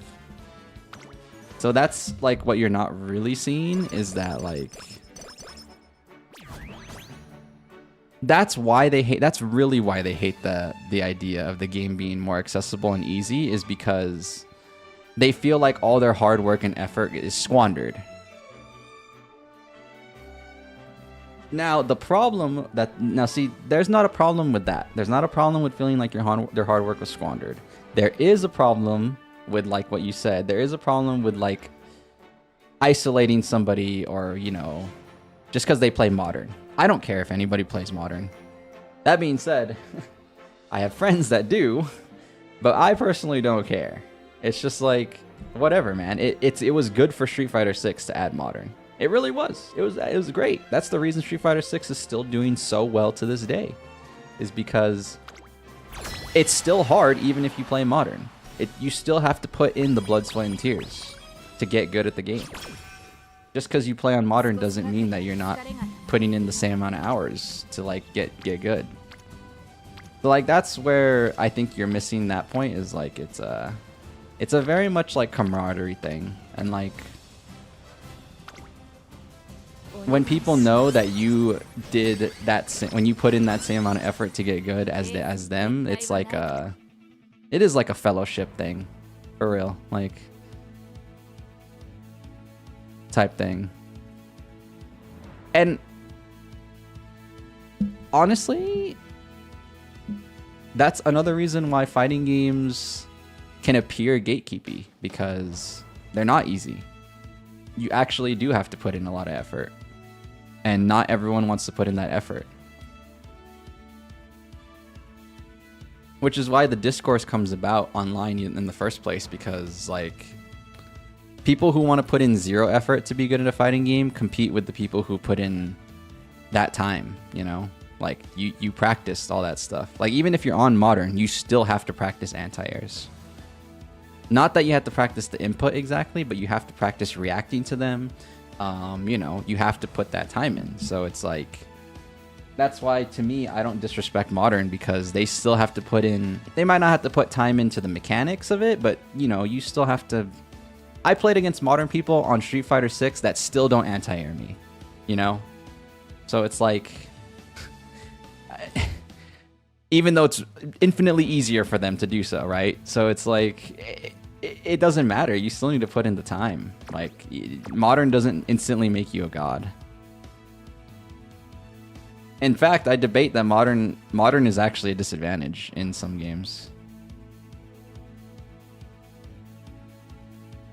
Don't forget broken controllers and a screen or two. You fixed it. Thanks for telling you could change it. No worries. Anti-airs are a pain. Yeah. They are at first, but like, I don't know. It's hard to explain, but you really do just get used to it if you actually practice. That's what I did. I set up some drills and I just practiced. Allen Iverson, baby. That's a reference. Allen Iverson. And not everyone wants to practice, but like fighting games is like the only game.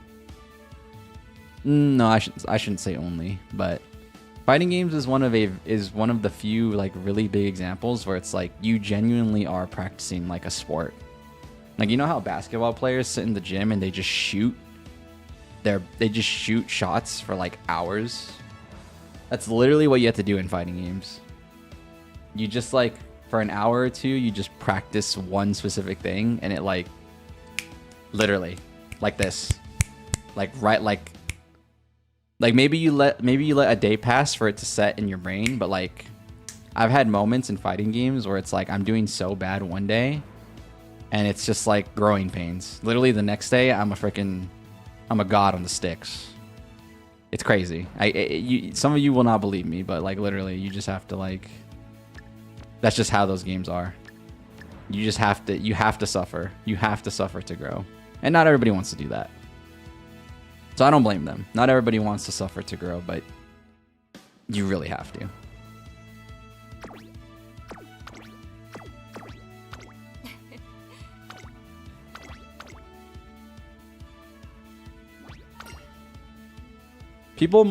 It's funny, people do suffer to grow in a lot of other games. They just don't realize it because they're also having fun at the same time.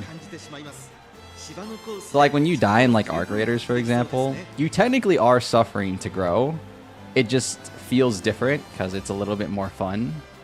Like the overall experience is a little bit more fun, but like fighting games, it's like when you freaking get owned, you get owned. And some people don't like getting owned. Like they get like very upset. Instead of like kind of trying to absorb some like learning from it, they just get super upset. So it's like, but like you can take stuff from a loss. You just have to like be in the right mental state to like be like, okay, I might have lost, but there's still something I can learn here, you know?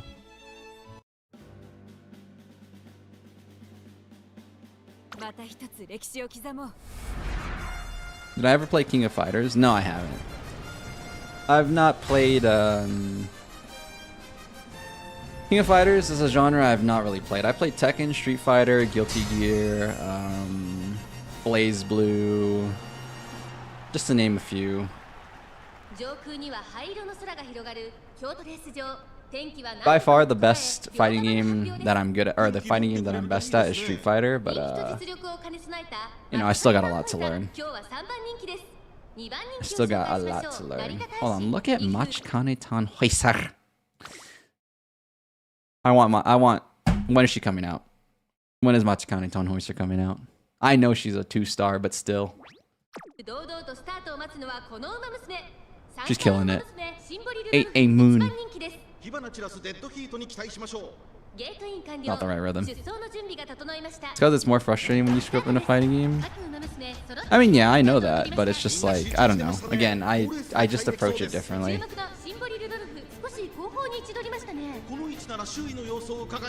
I'm just a gamer who really loves a challenge, and there's a lot more people like me out there too, but I know a majority of people who are just like, very, you know, the challenge doesn't excite them, it frustrates them, but for me, I'm just like,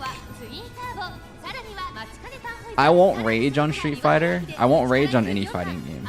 What happens to me is I get really tired. Because mentally, I'm trying to learn, I'm trying to absorb so much information that I literally get tired. It's like getting tired in like a classroom for me. So like I just have to stop playing because I have no more energy to play. So like that's the reason I stopped playing. Otherwise I could play for hours. Seriously, I could. But like I literally get fatigued. It's strange. I've never gotten that way in any other game. But for Street Fighter in particular, I just get very, very tired. Like I have to take a nap. Kind of tired. So it's I just, again, I'm just different in that way. Oh, built different. Whoa. No, not built different. Just like very, you know. I just approach things differently. I just have a different mentality, and I'm not unique with this mentality either, obviously, but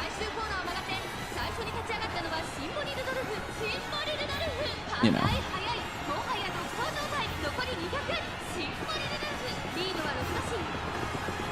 You should try KOF. I don't really feel like trying a game that costs $40. I don't know. I don't like just trying games. I want to get games that I actually know I'll like, you know? I don't think I'd like KOF. I don't think I would hate it, but I don't think I would love it to feel like... I don't think I would love it to the point where I feel like my money was worth... my purchase was worth it. Type thing. I've seen some gameplay. It doesn't like... it doesn't entirely entice me. So...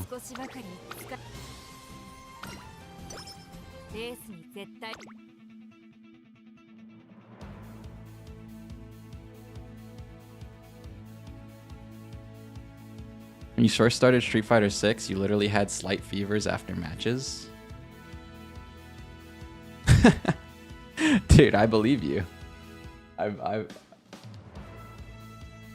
really do believe you. It's crazy. I never feel that way in shooters. I'm more attuned to shooters though, cause like I said, like I've mentioned a few times on the channel, you know, my origin is in competitive shooters. Like CSGO, and like CSGO, Halo, stuff like that. So I've grown accustomed to it, but like when it comes to fighting games, even though I've been playing fighting games on and off for like 5 years now, it's still like, specifically with Street Fighter, it's just very draining, very, very mentally. A lot of fatigue for some reason, which is like, again, I've never felt that way with any other game, but extremely like I could play Tarkov for hours, even though Tarkov's like a super stressful game.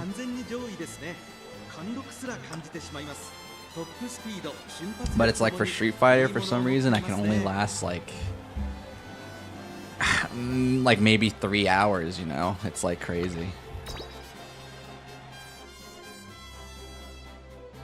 Says a lot about the genre when fighting games as a whole have gotten exponentially more balanced, but it still provokes very tilting reactions. Well, that's because the way I'll speak for Street Fighter, and I'll speak for Street Fighter as my example, but the game is built for you to not have perfect defense, right? There will always be something. There's always an answer to break your opponent's guard. So that's what's always on your mind, you know? What's always on your mind is like, I don't want my guard broken. So you're always looking out for every option, but there's going to be one moment where you mentally slip up and then you get comboed, unfortunately. So it's like, but the game's built that way. You're not supposed to have perfect defense. If you had perfect defense, you're a freaking robot. And some people do have really, really, really solid defense, but eventually they do get opened up, you know? So it's like, it's just meant to be that way. So it's like, that's where the mental stack comes in. That's what people call it in Street Fighter, is mental stack, because you're trying to think of every possible option, but fighting games are literally built so you're not supposed to be able to... You think you could, but you really can't. You can't react to every option.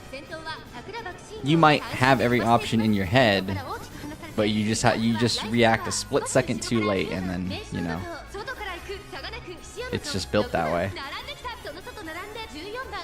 Which is why people still get tilted, because in their minds, they knew that that's the option that would have punished them. But you can't, like, you know, the game is built so the opponent who is offensively pressuring you has the ability to eventually open you up. So it's like, it's not like, that's why people get tilted, is because like you can usually, I'm gonna be honest, people usually can predict what's gonna happen, but predicting is a whole different thing to reacting to it. So yeah, it's like when you're in a 1v5. Okay, this is probably going to be a really awful example. It's like when you're in a 1v5 in a shooter game and you know you're going to get pushed, but it's like you can't do anything about it. You can maybe get like one or two, depending on like how many are rushing you, but like at the end of the day, knowing something's going to happen doesn't mean you can actually do something about it. So that's why people get tilted in fighting games, is because they realistically do know what's going to happen. You know, you're just in a situation where you're screwed.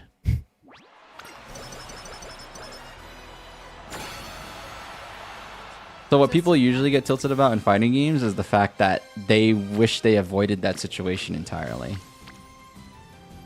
But that's all hindsight, and that's why people get in their heads mentally in fighting games, is because like you get so stuck up on like how you even got in that spot in the first place that it's like it sticks with you for the rest of the set, and then you just lose. You just like mentally shut down.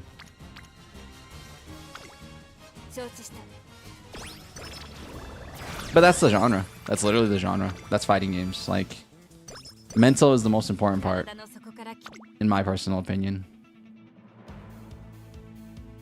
Ooh, Rudolph Simbali. Hey. Say her name properly, Riza. Hello. Also, hello. You're disrespecting the Simbali name. How could you?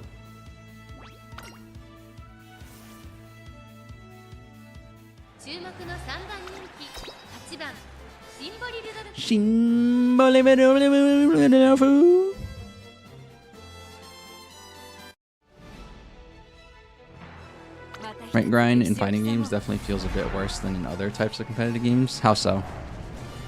What do you mean by this? What specifically are you speaking of? I do not know what exactly you are talking about. Because I don't actually think so. I actually think, in general, fighting game... Well, I am more of an individual person. I like when the fault is on myself rather than on my teammates, because I can improve my own gameplay. I can't improve the gameplay of others. So I'm actually somebody who really likes taking responsibility for like my own mess ups in games. Is Rudolph gonna win? Oh. So I don't know. I like the rank grind in fighting games because I like taking responsibility for my own screw ups. I do that in team games too, but sometimes in team games it doesn't matter, obviously, because like, you know, sometimes in team games it really isn't your fault. But it's like such a moot point. It's such a moot point in team games to get mad at your team. I really don't. Like, again, like I said, I just don't. For those of you that have watched me play Valorant on this channel, I just don't get mad at my team.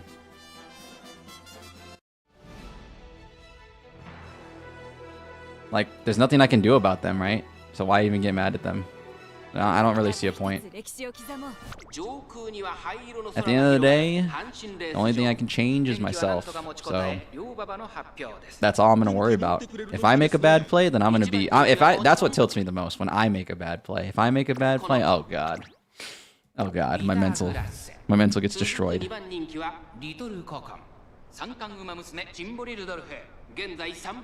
It's destroyed, absolutely turned to shreds. You don't really get small victories that you do in games like COD or Valorant or Marvel Rivals. Like in those games, you can be MVP, you can make a sick player too, and you can get those highlights. Again, I don't know. Maybe you're right, but like I said, I just look at it very individualistically, because even in Marvel, it's like I don't care if I'm MVP. I want to do my job, I want to do it right, and I just want to win. But like again, I'm also a competitor in that regard. Like I think I have a competitor's mentality. I might not have the skills to back it up, but you know, like I might not be the greatest of all time to back up the mentality, but I do believe my mentality is ultimately like the right one when it comes to ranked stuff, because it's just like I just want to win. I'll do whatever it takes to win. If I have 0 stats, I don't care. I just want to win. Like if my stats don't match whatever stats people think you should have, who cares? My team's winning at the end. That's all I want. So I'll freaking be the first one dead all the time if that's what it takes. I'll be the last one alive if that's what it takes. I don't care. So it's like I just I don't really care about all that small stuff, I guess. And ultimately, I don't believe a lot of people should care about that small stuff, but it is what it is. I concede. I get it. People care. People love their ego boost from getting MVP. People love their ego boost from having the most kills. I get it. But ultimately, I just don't think that's the most important thing in like a competitive environment.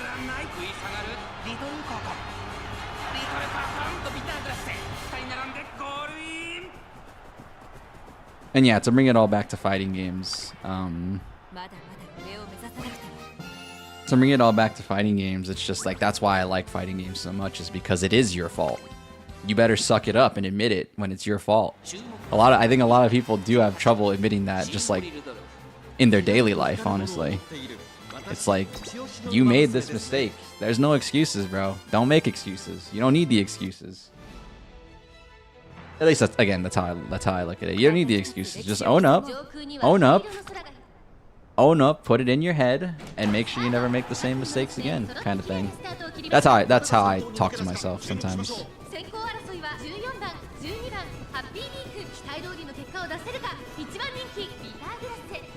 You don't know about EU servers, but there are people who play dumb and DP all the time and disconnect before they lose to tilt people. Why are you mentioning EU? What the hell? I'm not EU. I'm Senjo Rant.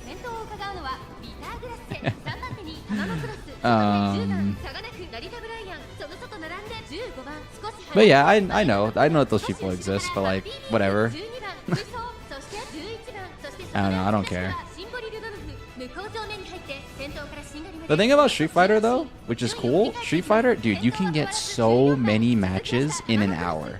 It's actually incredible. It's one of the things I praise Street Fighter for a lot, is like the queue time is fast. The match time is honestly not that long either. Like, even if you and your opponent turtled up for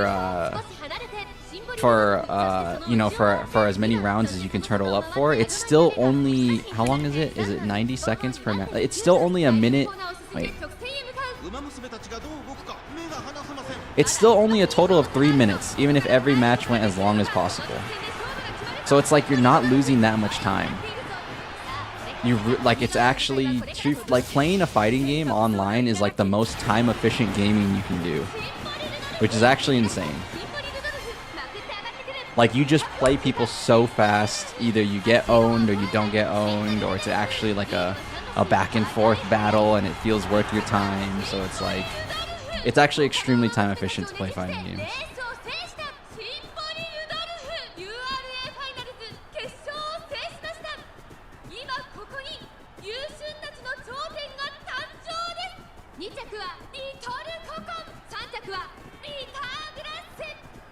Beta grasu. That takes effort and owning up. Of course. A lot of people don't want to do that, but I don't know. I live my life like that. I've lived my life like that since I was a kid, honestly. Like, I would feel really guilty when, like, I would do something bad to somebody, so that's kind of why I say, like, as a kid, because I've taken that to even now. Like, I'm very, I guess I would say I'm pretty hard on myself as, like, a person, but you know, there's some pros and cons with that. But ultimately, if we're just talking about, like, the realm of getting good at games, I think that's the reason why I get good at games, is because I look very inward. I don't look outward. I don't blame people for the mistakes they make. I just focus on the mistakes I make, and then ultimately, it works out for me, literally. I get to, I I don't toot my own horn very often on this channel, but, like, I get to above average ranks in pretty much every game I play when I play ranked. Like, I'm at least plat in, like, every game I play, even if it's, like, not, like, my main thing, like shooters. So I just focus on myself. I don't need to worry about what my teammates are doing. If my teammates are doing good, they're doing good. If they're doing bad, they're doing bad. It's not my problem.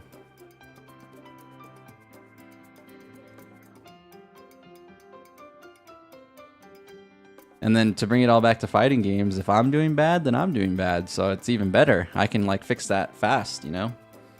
That's something that I can make very easy adjustments to very quickly.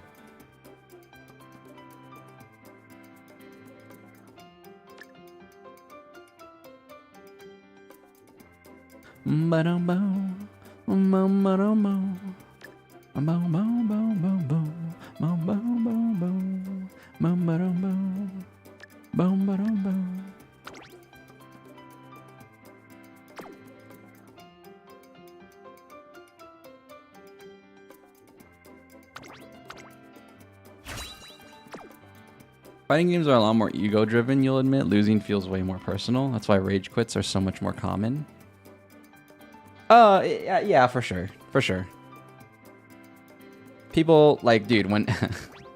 I'll admit, this is one thing that where my ego comes out. My ego doesn't come out very often, because I like to suppress my ego, because, you know, I believe, like, suppressing your ego is essential to, like, getting better. But when my ego, one scenario where my ego does come out is when I'm in a mirror matchup in fighting games. And it's like, I want to be the better, just for example, Sea Viper. I play Sea Viper in Street Fighter 6. Whenever I fight another Sea Viper, ooh, I won't lie. I feel like I have to be on my A game to be the better Sea Viper, but, you know.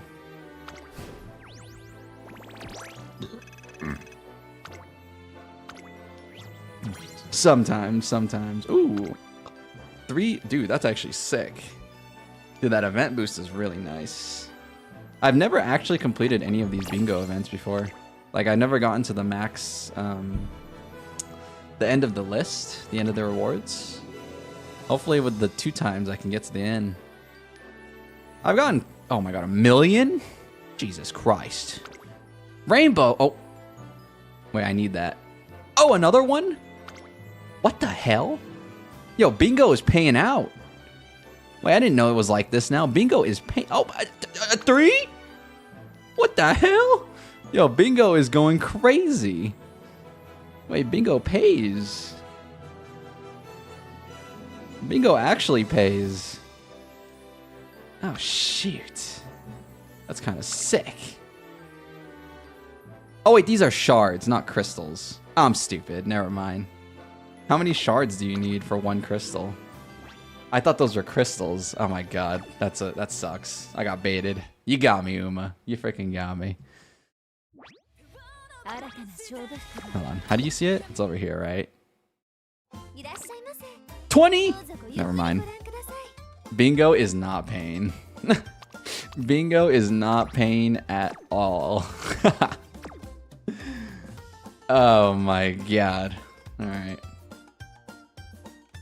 An A, that must have been a great run. It was alright. I would have preferred an A+, but you know, not bad.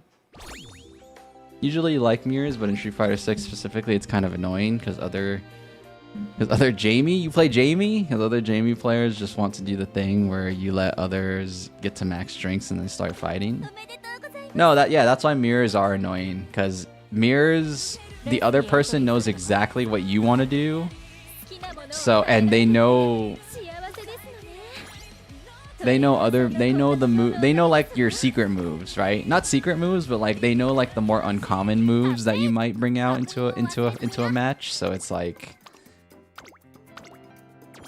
you feel like you have no tricks, basically. At least like in a non-mirror matchup, you feel like you could pull out a few tricks every now and then, but like in a mirror, you genuinely have no tricks. It's just like you just got to be better. You gotta be better at what your character does than the other guy.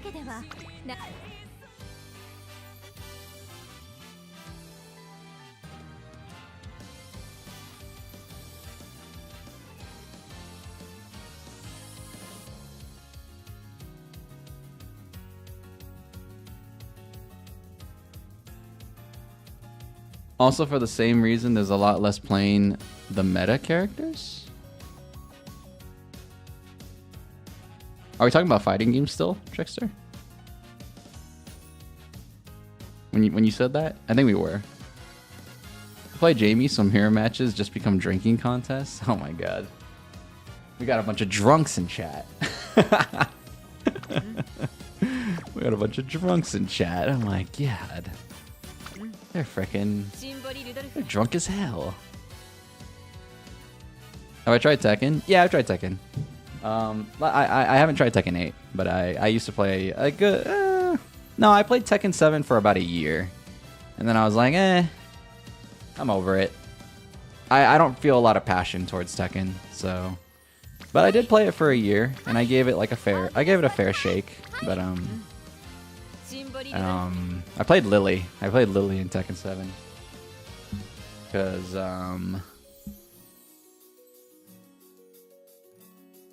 I like fast characters. I like characters that... Well, I don't like that these characters do no damage, but they tend to do no damage. I like the fast characters that tend to do no damage. They're just very tricky and they move around a lot. So that's the kind of archetype that I enjoy a lot in fighting games. They're a little bit more technical too. Like, you know, they require probably a little bit more mechanical skill than the average character, but yeah, it's my favorite. It's my favorite archetype. My favorite character in Street Fighter is Ibuki, but Ibuki's not in Street Fighter 6, so I have to settle with some other less desirable options. Like, Kimberly is a good replacement for Ibuki, but it's just not the same. It's just not the same. I want to play Ibuki. I want to play frickin' Ibuki, man. So, Ibuki's on the frickin' scene. But she's not on the scene for Street Fighter 6 yet, so. You play Asuka? Yeah, Asuka's cool. I tried a little bit of Asuka when I first started. Wait, I just realized why you said that. Lily Asuka. The rivalry.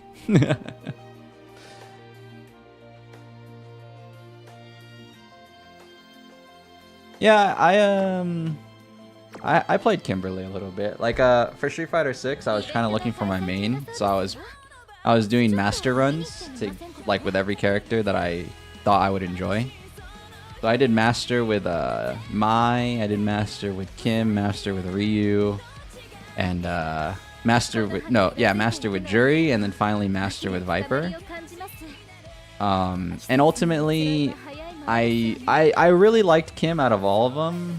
It's just not Ibuki, like I said. Like she fits my archetype. She really does. It's just character loyalty in a fighting game is real. Is very, very real. And I just don't enjoy playing a character who's similar to Ibuki and it's not Ibuki, you know? So that's why I settled on C Viper, because C Viper's not really like my typical archetype, but it's good enough, I guess. I guess. It's good enough.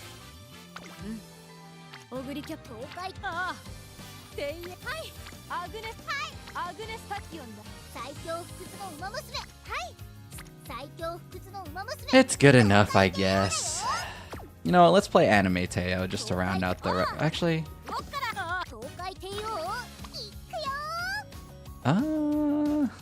I could use a better Teo. That's barely an A. Yeah, I could use a better Teo. Let's Teo it up. We're just chilling today, guys. We're always just chilling, though, when we play Uma. You only just recently hit Platinum with Jamie? Chill, bruh. I'm sorry. I told you, man, I'm a gamer. I like games. And I pick up games pretty quickly.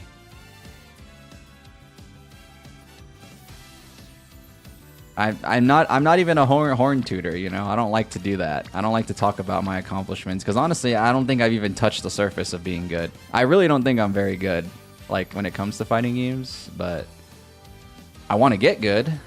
But then there comes the problem where it's like I got to put in a lot of time to get good, and it's like, but I could spend time editing a video instead and playing other games that I enjoy instead. And it's like, I have that problem where it's like, I don't like to play just one game. I don't. Like, I know to be really good at games, you should just stick with one game, but it's just like, I like games just in general too much to be that kind of person. I want to play Tarkov, you know. I want to maybe on occasion I'll feel like playing Street Fighter, but you know, I played Street Fighter for like 6 months straight. Like these last couple months. So I was like, I'm good. I want to play Tarkov now. You know, I don't have that. I have that dog in me, and I am that dog. But I just like games too much, you know. I really do. Like, I just don't like only one subset, you know. That's why I play gacha. That's why I'm playing Uma right now. I like Uma. I like gacha games. I like extraction shooters. I like fighting games. I like games. I don't stick with just one game. I can't. It's not in my nature. It's not in my nature. It really isn't.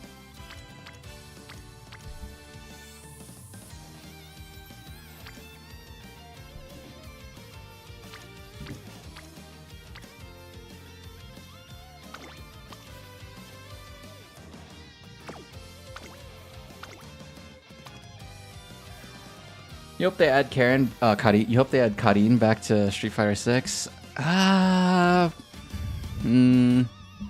Well, never say never. There's still there's still at least 3 to 4 more years of Street Fighter 6, and that means there's at least how much? There's at least 12 more characters coming out. So, you know, she might make the cut. I've already given up hope that Ibuki's gonna make the cut. So, you know, maybe Karin makes the cut. I honestly doubt it though, if I can speak frankly. I honestly doubt Karin makes the cut again, but you never know. You never know. Anything's possible. It's not a 0% chance. It's not a 100% chance either. But it's not a 0.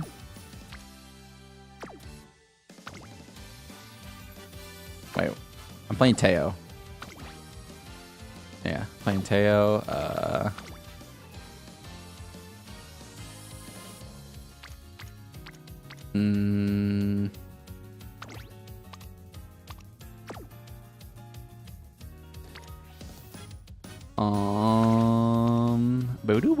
Boop. Sure, let's do that.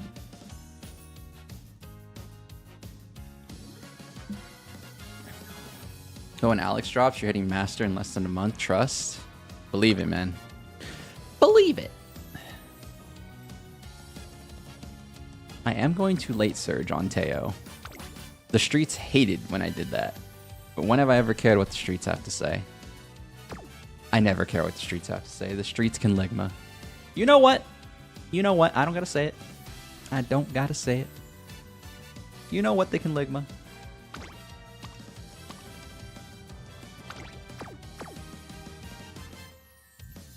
Boom, boom, boom, boom, boom, boom, boom. Boom, ba-dum, boom, ba-dum. Boom, ba-dum, ba-dum, boom, ba-da-da-dum, ba-da-da-dum.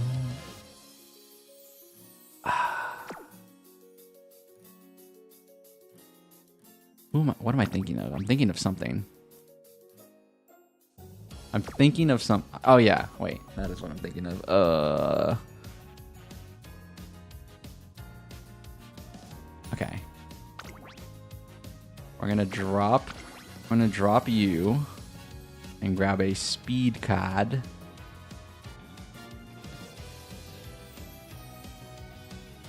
Honestly, I'm just gonna take you for now. Before anyone asks, I will never... Well, hold on. Not never. It'll be like another 6 months before I ever run a maxed out Kita-san. Why, you may ask, is because I'm petty. And all those people, all those people on Twitter and annoying people who would just be like, if you don't have a max Kita, your account's bricked, bro. They really pissed me off, so I will never run a maxed out one. I would just run my chump zero Kita to spite them. I don't even care if they don't. I don't even care if they don't even feel slighted. It's fine. This is just the way I roll.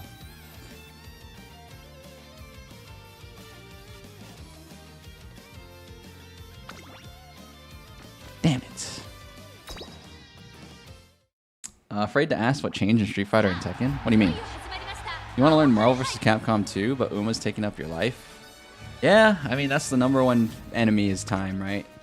I love a bunch of games, but I don't have time to play a bunch of games. I still have freaking Final Fantasy VII, the new... Not Rebirth. It's Rebirth. No, it is Rebirth. Wait. Yeah, it is Rebirth. I still have it on my Steam. I bought it a year ago. I just have no time to play it because it's, you know, it's a long JRPG. So... Still have it. It's on my Steam account. It's just, it's collecting dust, but it's there. I do want to play it. But then there's other more important things that I should be doing, and that takes over. Because it is true, there is more important things that I could be doing. And I still have the discipline to actually...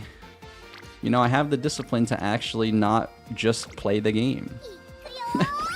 As much as I want to, I am disciplined.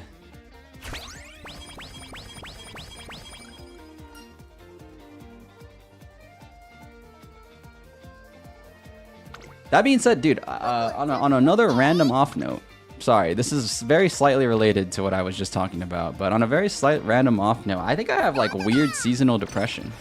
Or at least like I get like writer's block like during the summer for some reason. I've noticed it for a few years now. It's like for some reason like my passion for editing just like goes away. It's really strange. That's why like the videos were like not pumping out. But like literally behind the scenes right now, I got like a stockpile right now. I'm generating a stockpile. So little very, very off topic, very off note, very personal, but just something I wanted to mention. Because kind of caught me off guard. All you need is Cody. Please let Cody be in season 4. Cody's a good addition. I've always liked Cody. But I do like Cody for lore reasons. I don't like Cody for like his gameplay. I like Cody for lore reasons. He's one of the stronger Street Fighters in the universe of the thing. And it's like I like it because he's such a nonchalant like guy. I like when the nonchalant guys are one of the stronger people. Like they don't really care to fight you. They'll just fight you because they have to. So I like Oro too. Oro and Cody are some of my favorite characters because of those reasons.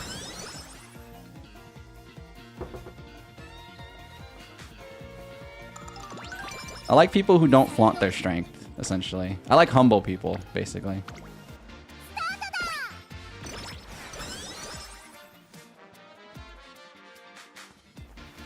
Cody is literally the Street Fighter.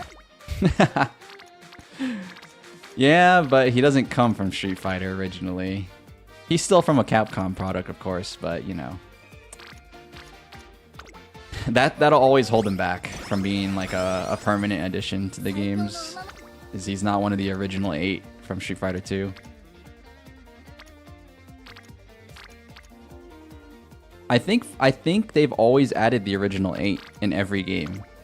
Maybe not as like base characters, like maybe like Honda was DLC in Street Fighter 5, but like he still made it into Street Fighter 5, you know?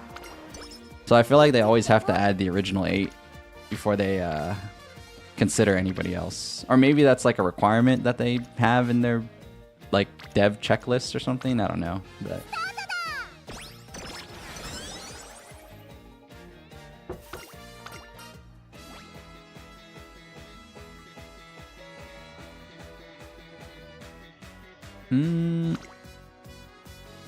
Street Fighter 3 was like 90% new characters. Yeah, that game's an outlier. Exactly.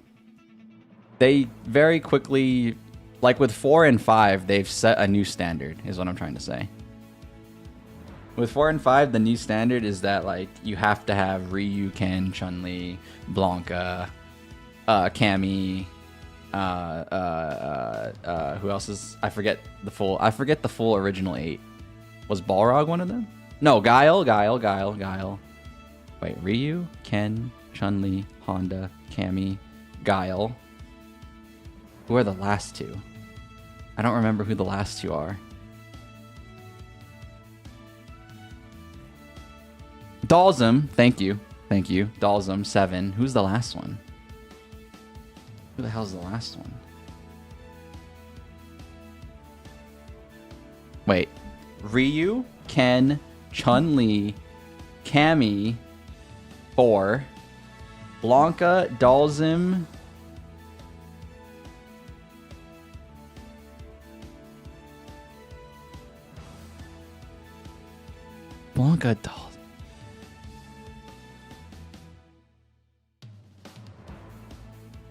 Blanca, Dalsum. I don't even know who the original 8 are. I just know they always make it into the game these days.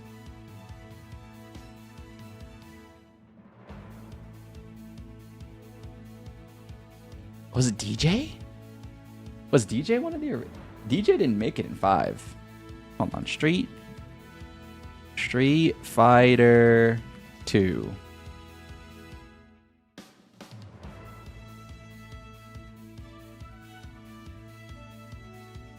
Ryu, E Honda, Blanca, Guile, Ken, Chun-Li, Zangief! Zangief! How could I forget about Zangief? Okay, yes. So literally, this list is true. And at least, you know, excluding Street Fighter 3. Excluding Street Fighter 3.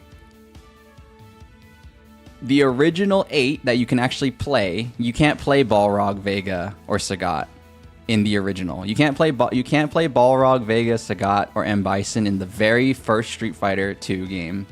Later you could, but in the very first one, these original 8 are always in every game. We're currently actually no, we're missing none of them from the original 8 for 6 at least. So yeah, it's all hands on deck. Literally all hands on deck. We could very much see Cody. I think Cody's chances are pretty high. Cuz now they're just picking from Street Fighter 3 and maybe a little bit from well, no, they're going like really far back cuz one of the new characters, Ingrid, she's like really far back. She's from like Street Fighter Alpha. So they're going a little further back than most people would probably like, honestly. I think most of the new generation that's getting into Street Fighter 6, like, they would want to see characters from like 3, hell, even characters from like 4. So it's like, I don't think a lot of people would care about a character from Alpha, honestly. But I mean, she's already confirmed, Ingrid. So there's nothing anybody can do about that. You need Sean the GOAT? Yeah, no, Sean would be good, actually. Instead of Dan, they had Sean as like the gag character. I mean, no, Sean didn't make the cut for 5, yeah. Sean didn't make the cut for 4 either, though, so.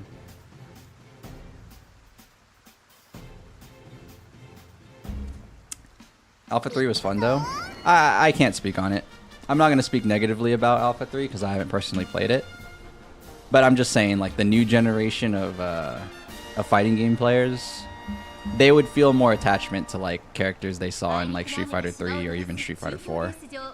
So.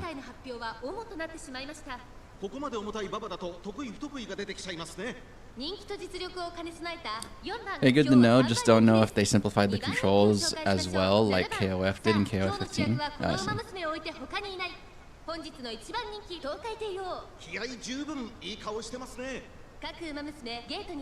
Mika coming back would be cool, though. Huh?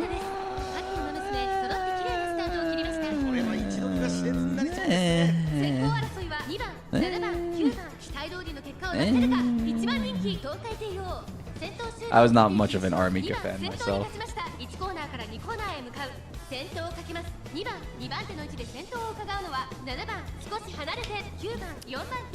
But when Street Fighter 5, when I was actually interested in Street Fighter 5, Armika was running the place, so that's probably why. I don't really like well, no, I'm biased. I like it when my character's meta.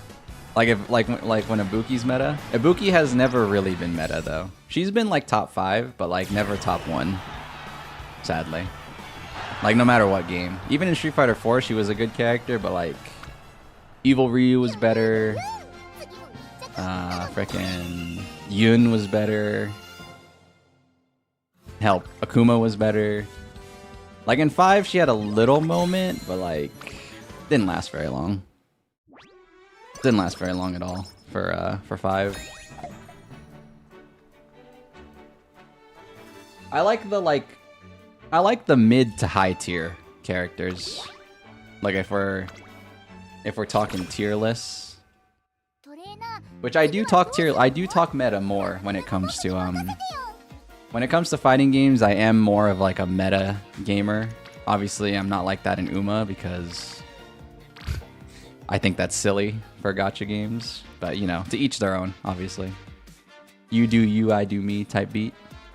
But yeah, when it comes to like competitive games, I do care a little bit more about the meta because people actually are like, you know, it's skill versus skill.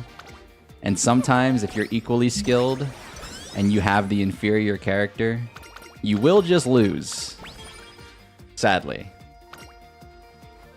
Sometimes when you're equally skilled and you have the inferior weapon in like a shooter, you will just lose. So it does suck like that, but you know. I think fighting games is an exception though. You can be really, really good with a non-meta character. Obviously it requires a lot more effort and a lot more work, but fighting games are a little bit different from shooters, or a lot different from shooters though. Bring back El Fuerte? Sheesh.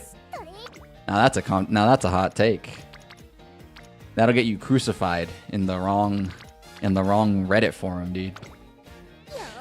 It's massive downvotes. Give you Makoto? Makoto would be cool. Makoto hasn't been in since 4. I think characters that haven't been in since 4 have a higher chance. See, that's why Cody might not make the cut. Because he was in 5. Like, it is Dudley's time. It is definitely Dudley's time. You don't feel the same on that? You like being the underdog and still beating? That's crazy. Considering this guy plays meta on Umamusume. How reverse can this guy be? You play meta on a freaking single player game? But you don't play meta on a multiplayer skill-based game? Crazy.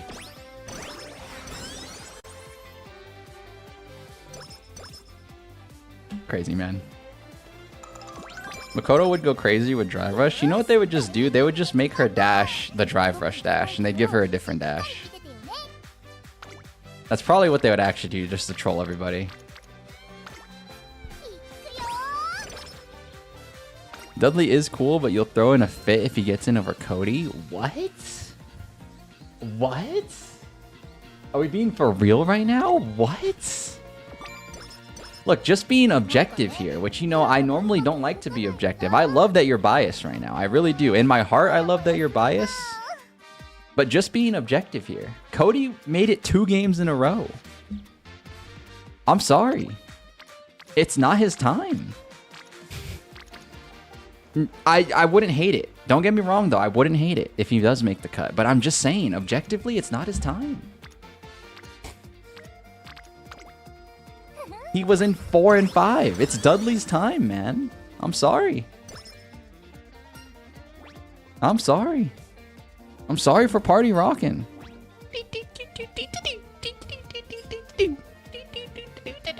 Sorry for party rocking. No, I'm actually sorry for party rocking now. My bad.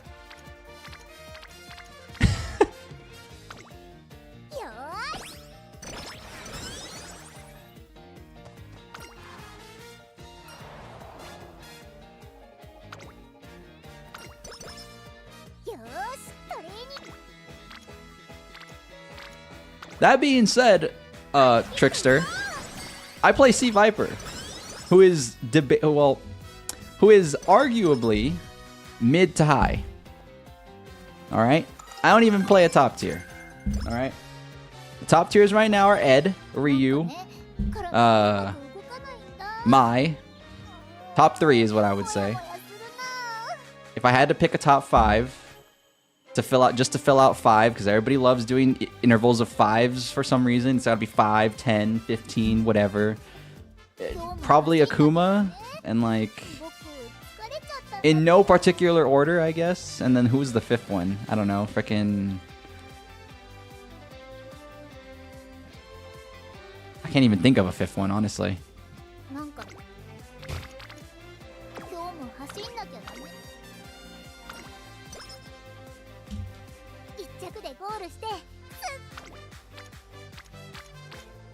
I gotta burn myself out to do hella damage to people in 5. I mean, oh, Bison. Yeah, I'm cool with Bison. Yeah.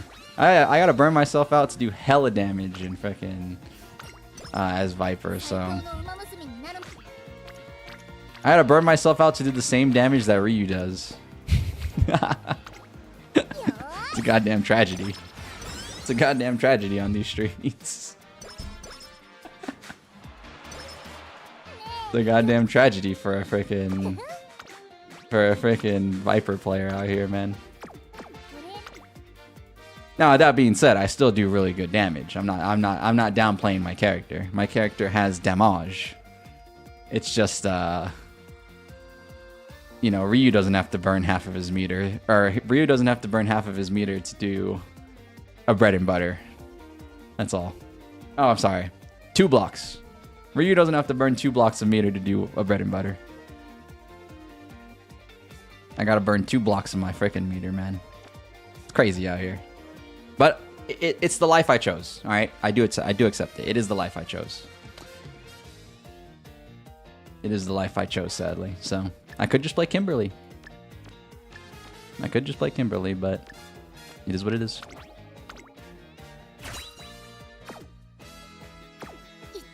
Might pick up Zangief after you hit Master with Jamie.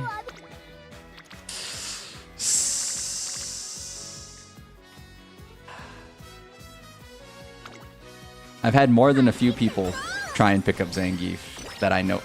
I was supposed to race. Damn it. Ah, I messed up. I've had more than a few people attempt to pick up Zangief. It's a mental block, bro. I'm gonna tell you that right now. It's a huge mental gap. You have to completely shift every style that you've... Like, everything you've learned playing Jamie has no translation at all when it comes to playing a true grappler. Like, literally, grapplers are in their own category, honestly. Like, not even in terms of, like, playstyle. Or, no. Not even in terms of, like, damage or anything like that. Like, literally, you have to, like, erase everything you've learned. Because it is just, like, a completely different ballgame playing a grappler. Which is why I don't play a grappler. Because I knew it was like that. You just have to, like... You have to deal with torturing yourself playing a freaking grappler, I feel like.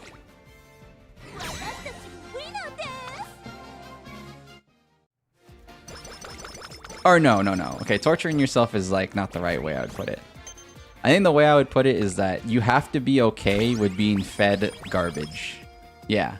You have to literally eat trash until you see an opportunity to get out of the gutter. Yeah. That's how I would put it. Because for the majority of a match, for the majority of a round, you're going to be like, you're going to be pushed back. All that space you worked hard to get is gonna evaporate in like 2 Hadoukens. It's like, if you even think about jumping, you're gonna get, it's dude, I do applaud grappler players because it is a true battle to even get like a lick in. To get one lick in, it is a true, honest to God struggle. You're a grappler player by trade? Oh, that's good. Okay, good. I was worried. I was worried. You really do have to be a grappler player by trade to enjoy grapplers, so that's good.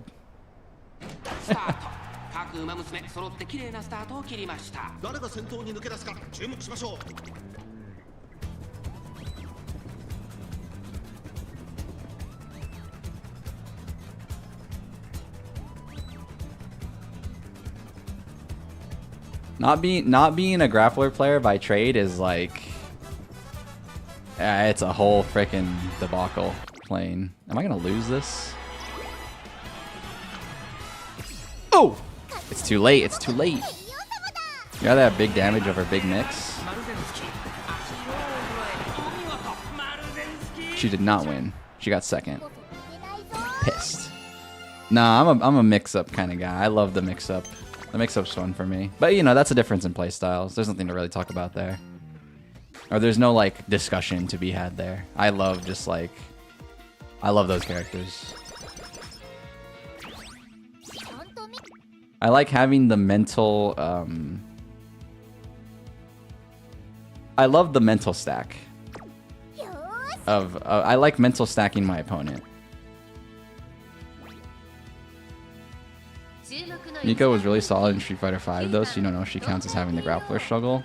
I essentially don't treat Mika as a grappler. I treat her the same way as I would like an Alex.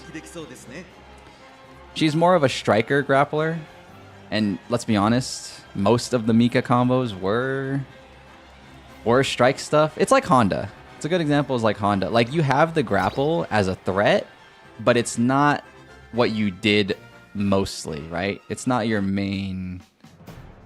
It wasn't your main tool. It was just another threatening tool that people had to be afraid of. See, like with Geef, see, like high-level Geefs, they're mostly striking too. But it's like, at the end of the day, his SPD is like the #1 thing, right?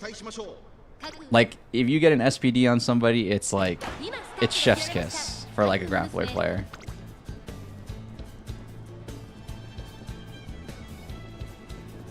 But like a lot of the Geefs I play in Master, they're very strike heavy. So like, even then, it might just be the nature of Geef in this game though.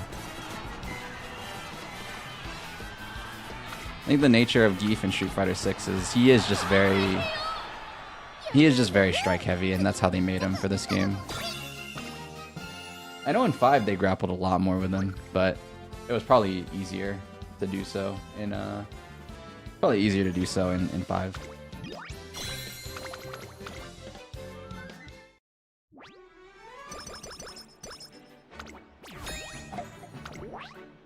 Her Mike V skill was very funny, especially the armor it had. I don't remember a lot of the V skills. I didn't really like V skill as a mechanic, honestly. I didn't like Street Fighter 5 to begin with, honestly though. Like, who was my starter character in Street Fighter 5 when the game came out? I played Karin, but then I didn't like how Karin played, like, at all. I just was not happy playing that character, and I think ultimately in fighting games you gotta play a character you actually like. Like, you can... I know I just said stuff about the meta earlier, but I do have to play a character I like. Like, there's a limit to how much meta slaving I can do in a fighting game. So I just didn't like Karin very much. And then even when Ibuki came out, I just didn't like the mechanics of Street Fighter 5 itself, so I just didn't really play too much Street Fighter 5. I still watched Evo when it tuned up though, but yeah, just not a big fan of 5 at all. Even if it was better towards the end, I just, you know, I just didn't like the V skill stuff. I didn't like the V trigger stuff. I didn't like the V skill stuff. It just really wasn't my cup of tea.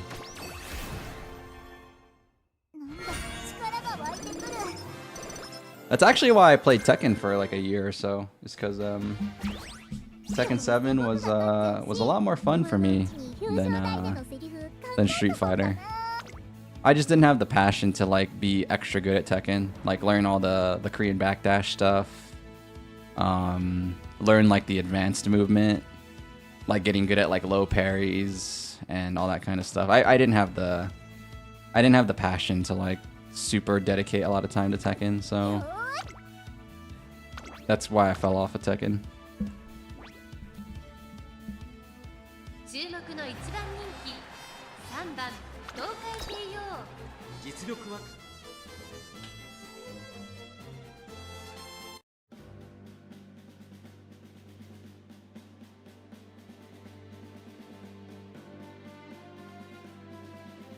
The V system in general was weird. There were some decent ideas with it, but overall you like how Street Fighter 6 adapted those ideas into the drive system. Yeah, same.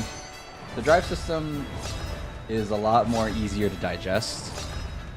Not that the V skill system was like terribly hard to digest, but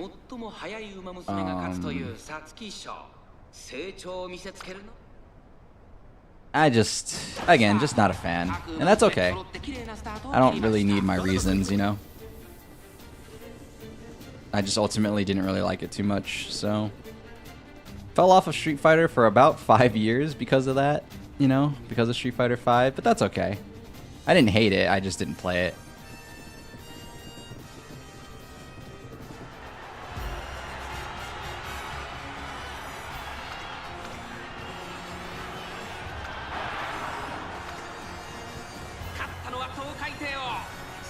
You know, like how V skills are basically an extra special move with more restrictive usage. Depends on the character you played, that's for sure. Buki's V skill was like a pretty solid move. Admittedly, you only used it to build V trigger, but so that way you could start doing bomb plays or shuriken plays depending on what V trigger you used. But definitely depends on the character, because the V skill was they added a second V skill later on, didn't they? As well. Ibuki's second V skill was garbage though. Everybody just used the poke thing for her V skill. I think that was V skill 1. It was like a very, like an energy based poke. Like a Rasengan.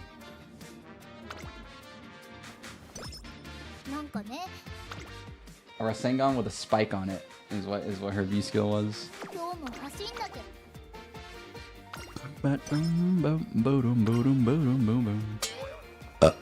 Excuse me. Sorry.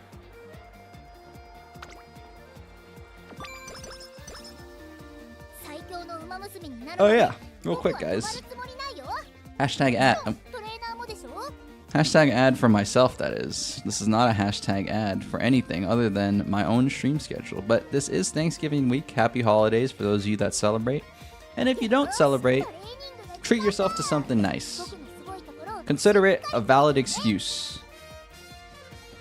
And even if you don't want to use it as a valid excuse, just tell them Senjo told you to do it. And then you can get some nice dinner. Anyways, as you can see, it's a very small stream schedule this week. You're here on Tuesday for Uma Tuesday. And tomorrow I'll be playing a little bit of Tarkov. Just a very calm, chill week. I'm usually really busy on the holidays, and I will be really busy this Thanksgiving Thursday, so there will not be a stream.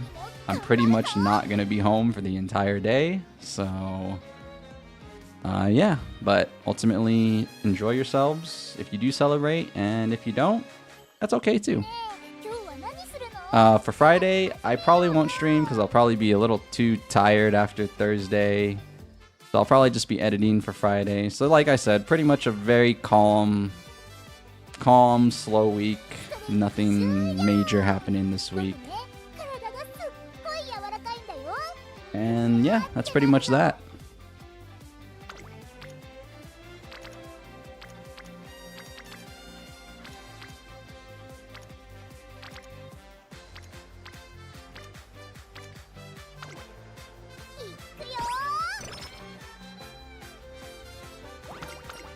Different V skills and V triggers got dangerously close to being like a less cool version of Mortal Kombat X's variations. Ibuki's bomb would probably be a level 2 in Street Fighter 6.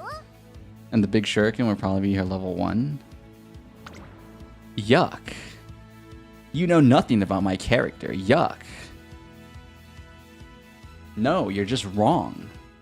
You forgot you don't even know her supers from Street Fighter 3, bro. She threw like a million kunais at you. You're just wrong. Don't talk about my character like you know them. Sorry. The passion's there, if you couldn't tell. The passion's there. You don't know Ibuki. Stick to your Cody bias, alright? Stay in your lane.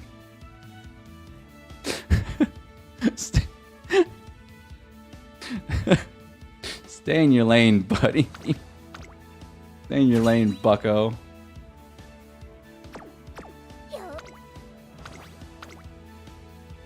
You really want to see how they would adapt Cody in 6? Would they go back to his knife just being on the ground?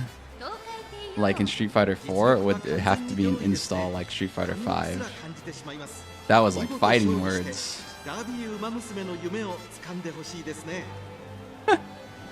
Those were fighting words. That's my favorite character, bro. My favorite Street Fighter character of all time. No, he was talking like he knew, but then he didn't know. I exposed him. He's a poser.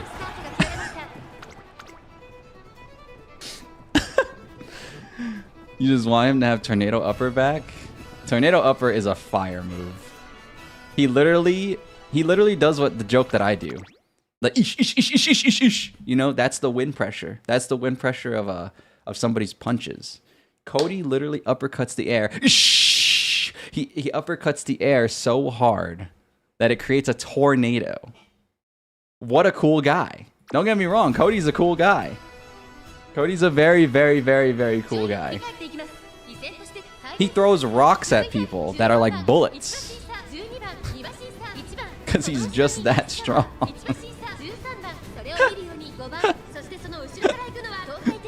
Cody is awesome.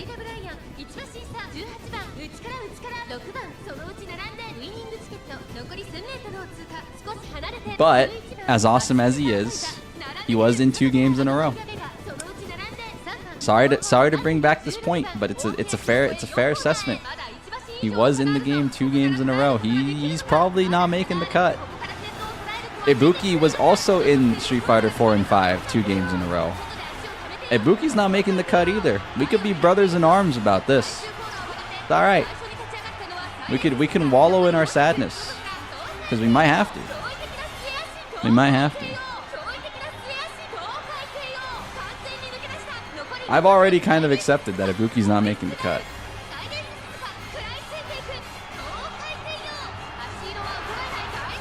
I've already admitted it to myself. The goddamn shame. Number 1, baby.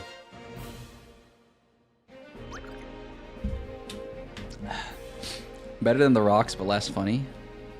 The projectile they gave him, Tornado Sweep, is a hell of a move in 5. No, the rocks is too funny. They have to just bring him back to just throwing rocks at people. It's what makes Cody Cody.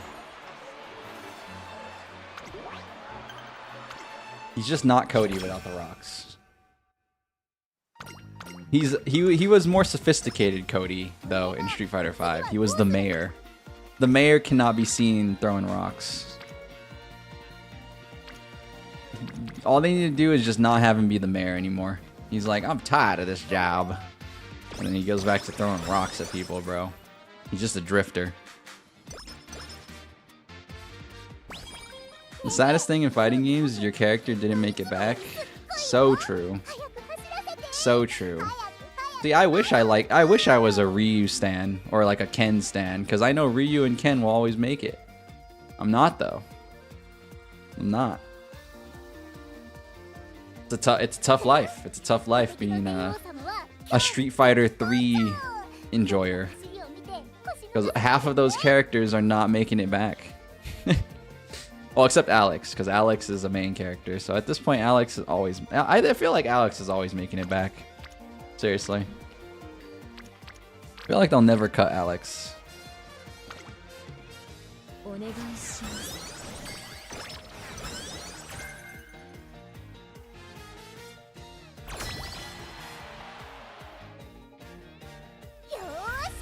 Winning 5, do do do. Do do do do do do do do do do do do do do do do. I'm not beating them. I'm not winning 5 against them.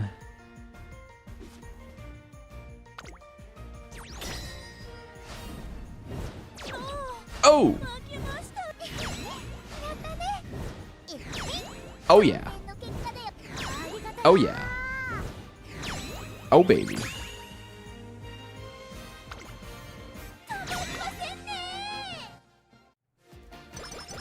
Bum bum bum bum bum bum boom boom boom.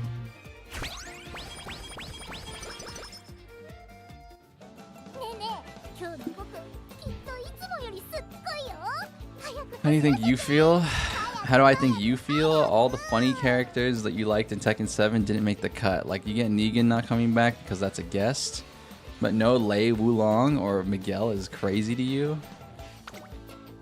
Was Miguel even a funny character? Wasn't he just like funny because he like talked trash to you in his super in Spanish and then he like punched the living daylights out of you? That super is funny.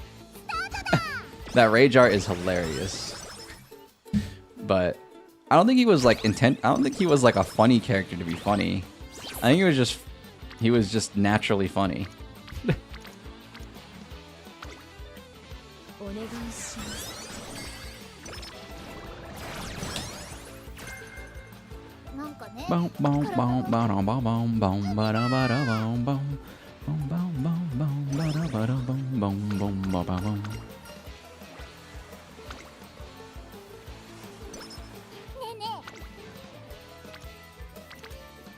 Look, man, all I'm saying is bring back Noctis.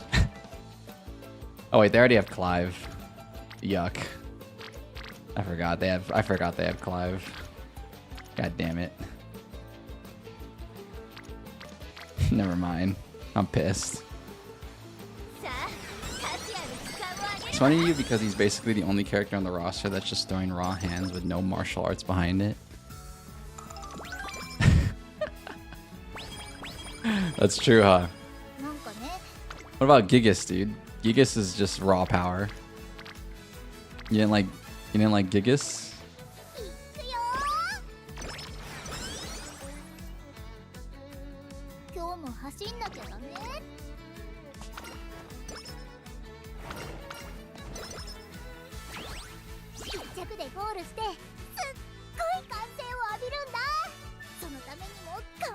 Final Fantasy 17 back to modern, so we'll be eating then.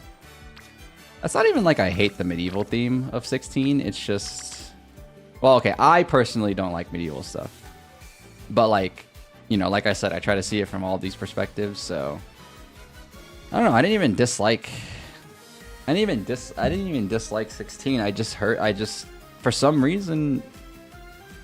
Well, I know my reason, but like ultimately, I know a lot of people didn't really enjoy 16 that much. 16 kind of was, as the kids say, mid.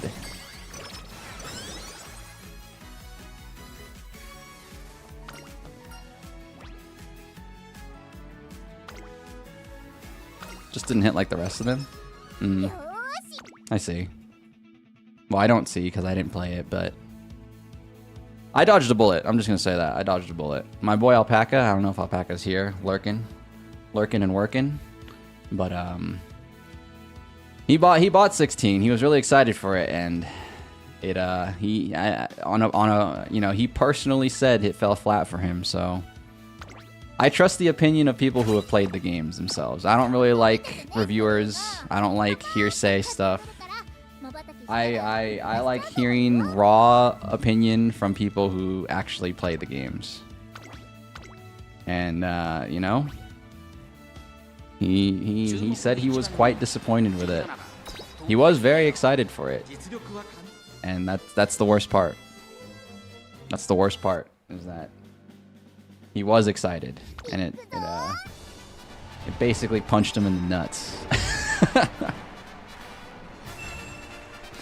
Basically punched him in the nuts how let down he was. I'm pretty sure it's not actually a bad game, by the way. I'm pretty sure like it's a pretty mediocre Final Fantasy, but like when you're excited for something, you know, your expectations are just so high, right? And then it lets you down. So that sucks. I'm pretty sure I could play 16 right now and get like a decent time out of it, but like, you know, not as good of a time as I had playing 15. 15 to me and 13 is like excellent games.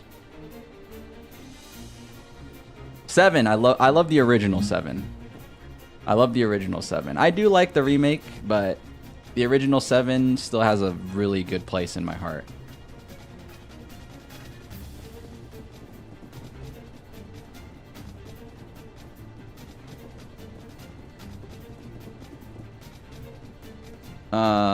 Just hard to beat the little definition of the boys hanging out in a whole game that is 15. I did like that aesthetic. And I did like the modern aesthetic too. It's no secret that I like modern aesthetic though. Like they literally drove a car. I just like that, you know. I'm not big on the horses and stuff. They freaking just drove a car. It was pretty freaking sick. Didn't they go full DMC with the combat in that game? You bought it, but you haven't played it yet. Which game? 15 or 16? I don't. Oh!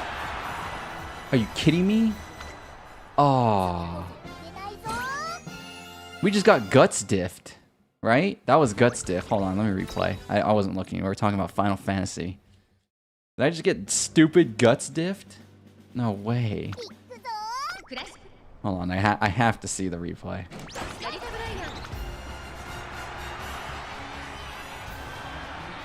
Dueling. No, that's a guts diff for sure, man. That's a guts diff for sure. No frickin' way. Damn it. That's the first time I've seen myself get guts diffed.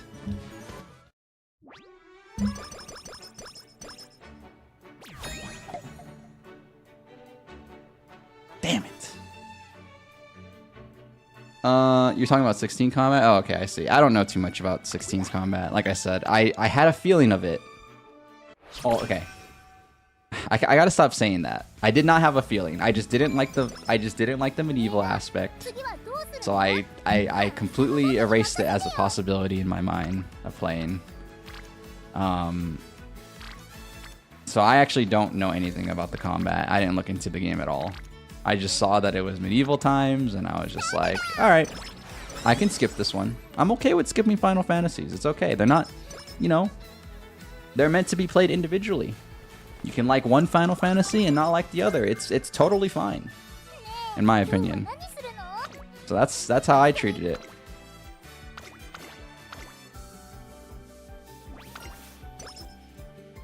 "15 made you cry so many times. It's a man's game." I definitely did not cry in 15, but I love tedious stuff. I've said this before, but I love the tediousness that like RPGs can give you, like the optional stuff that you can do, even if it's like,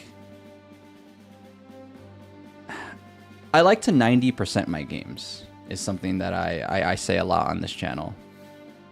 I'm not a big 100%er because like usually getting that last 10% is like really ultra annoying. It's like collecting herbs or like taking pictures of something, you know, stuff like that. Like the super boring 10%, right? But for me, like in RPGs, 90% of the game is like super fun. Even if it's like a little tedious, it's like really fun to still do. Like a good example is like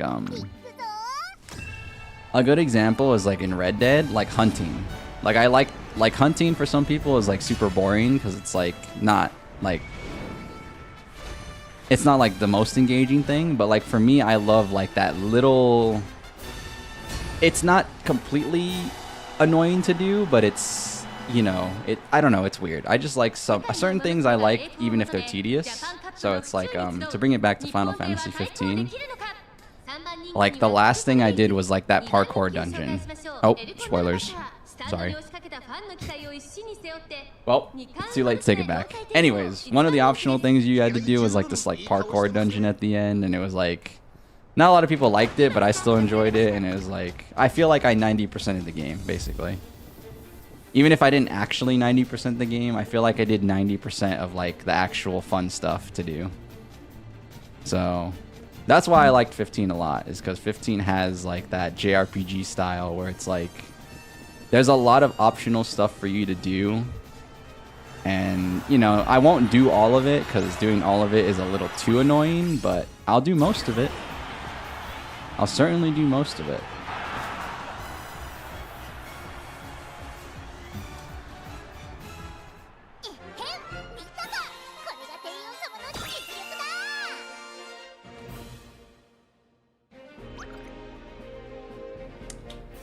Final Fantasy Remake was enjoyable for you, but you couldn't stick with it for as long as something like Yakuza 7.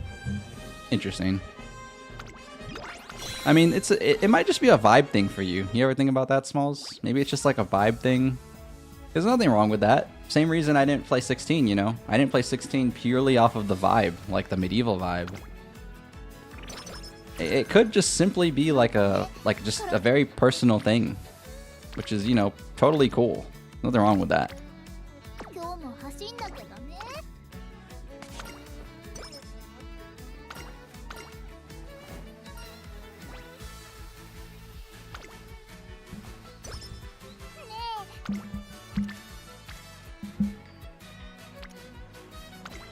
It's not very scientific. I know you're more of a scientific guy just by the way you talk, but you know, you're not a robot.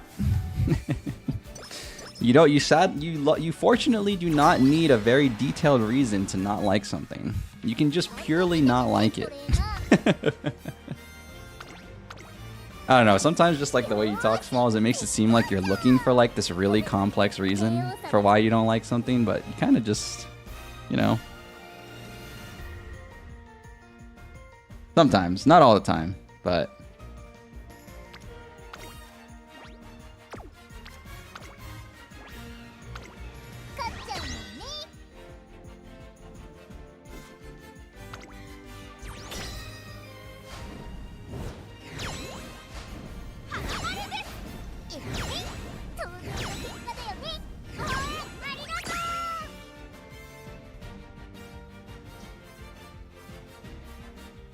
'16's combat just felt so linear, like no flashy mechanics, no team skills, just Clive hit and smash everything. I see. Yeah, I'm more of a fan of like the way like 7 Remake does their combat, or even like 13. I like it when it's like still turn-based, but you like... It feels a little bit more engaging, and more engaging turn-based. That being said, I am a fan of the classics. Like I said, I really enjoy Final Fantasy VII, the original.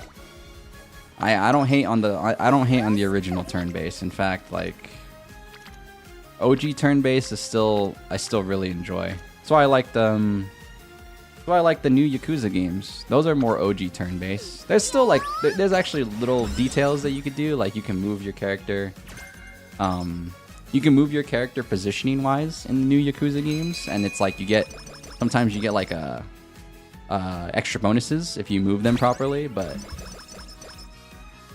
I'm still a big fan of like the OG turn-based combat style of JRPGs.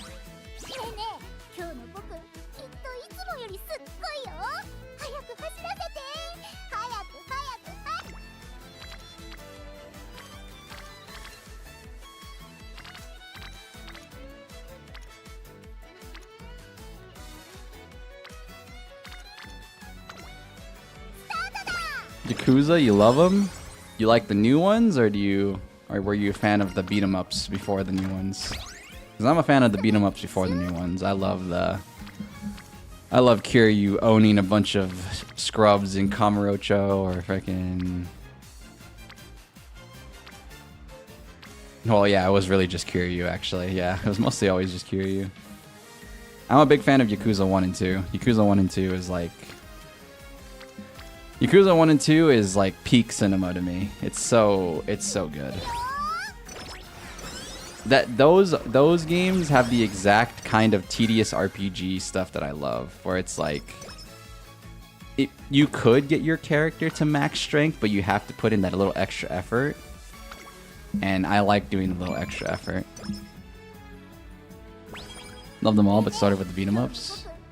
1 and 2 has your heart. That's what I'm talking about. Fist bump. That's a fist bump between me and Hydro. Across the digital landscape right there. That's what I'm talking about right there. I did like 0. Don't get me wrong, I did like 0, but 1 and 2 to me... especially 2. Reminded you of Shenmue! Said it. He said it. He said it. He said it. Oh my god, you said it. You said it. That's a trigger word. And that's a good trigger word, too. Oh my god. I love Shenmue. We're playing Shenmue on this channel one day, I swear to God. We're playing Shenmue on this channel one day, I swear to God. Shenmue... No one appreciates Shenmue. Except apparently you. And I love that. Oh my god.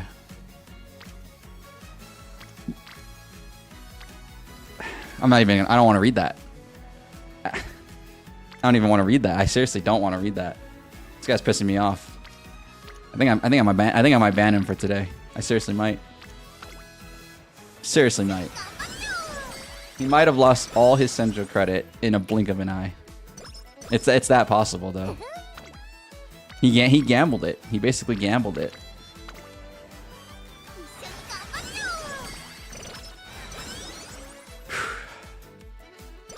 That's crazy. You know, I do remember, Hydra, that you know ball. I do remember that you knew ball. I don't know how far your ball knowledge, you know.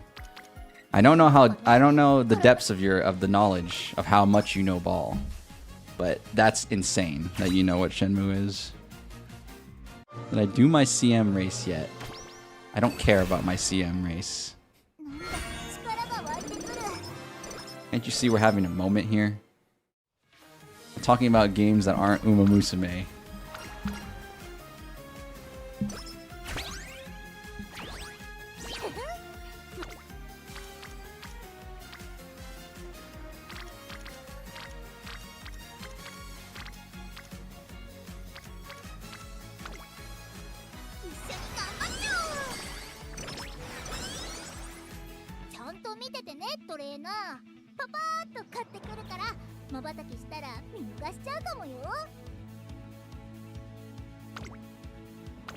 You just got here?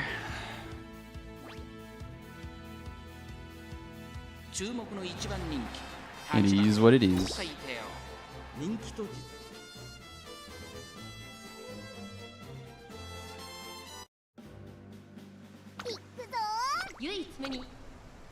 But yeah, Hydro. I have such good memories with Shenmue. Dude, Shenmue, I would play Shenmue for hours and I didn't have a Dreamcast memory card. So I couldn't actually progress past the first disc.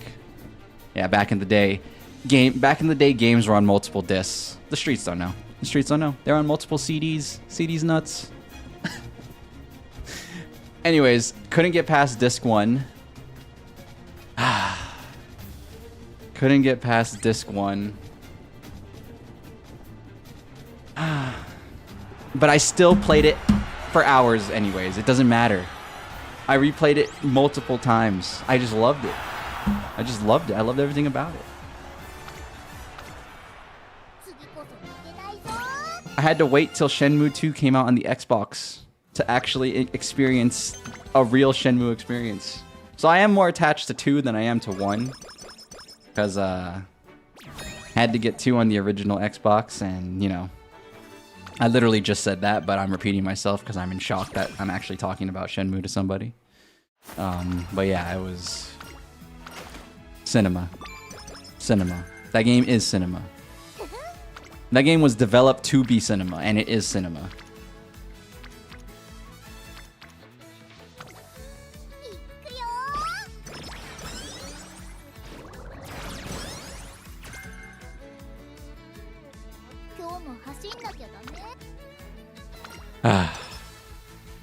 You made me cry. I'm in my feels right now. I'm in my feels right now. Got me in my feeling. Kiki, I'm playing Shenmue on this channel one day. I'll have nobody here except Hydro, and that's okay. It's not about the views for me. About the frickin' passion.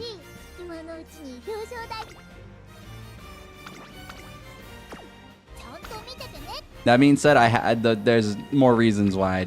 I just don't like doing long playthroughs on this channel, and Shenmue will be a long playthrough, so that is holding me back. But it also is a good reason, because it's like most people don't want to join a playthrough late in the. Oh shoot, are we losing? Oh, thank God. The sweat. The arcade fight? Let me just tell you let me just say this right now. I will beat Chai up, no questions asked these days. I am a Shenmue master. Chai will get smoked in the arcade fight these days. Now, back in the day, I was a scrub. I was mashing X. I was mashing A. You can't beat Chai like that. You actually have to use real moves. I know how to use real moves now. Thunder kick, baby. Crawl cyclone. Who knows? Who knows? Who knows? No one knows. No, what am I saying? I'm saying gibberish to people. I'm speaking a different language right now. No one knows the martial art of Crawl Cyclone, baby. Thunder kick. Oh, goodness me. Goodness me. Elbow assault. Come on. Come on. Come on. Come on. Demon drop. Demon drop. He said demon drop. Oh my god. He said demon drop. Oh my god. I'm geeking right now. I'm geeking. I'm geeking.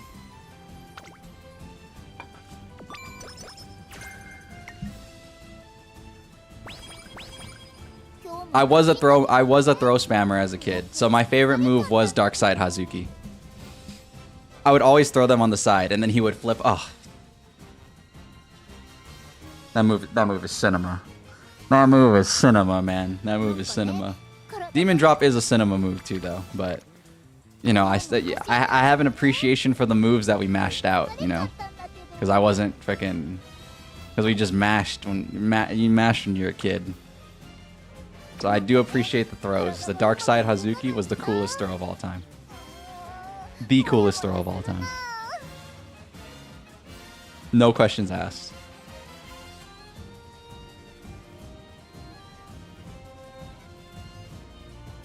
One day, man. One day.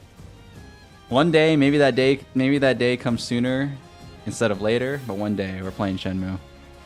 It's gonna be a banger of a time. I'll make it a banger of a time. Through pure love of the game. Just pure love of the game.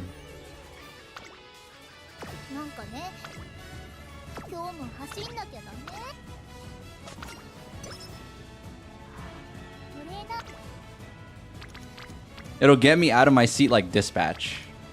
You got it for the people that watch Dispatch here, it'll be just like a Dispatch thing, I promise. You won't need to know what's going on. All you'll need to know is the frickin' the energy will be up. The energy will be so up. It's gonna be insane. Are you a fake Yakuza fan if you haven't played the original trilogy? Yes. Hate to break it to you, but yes. You are what the streets call a poser.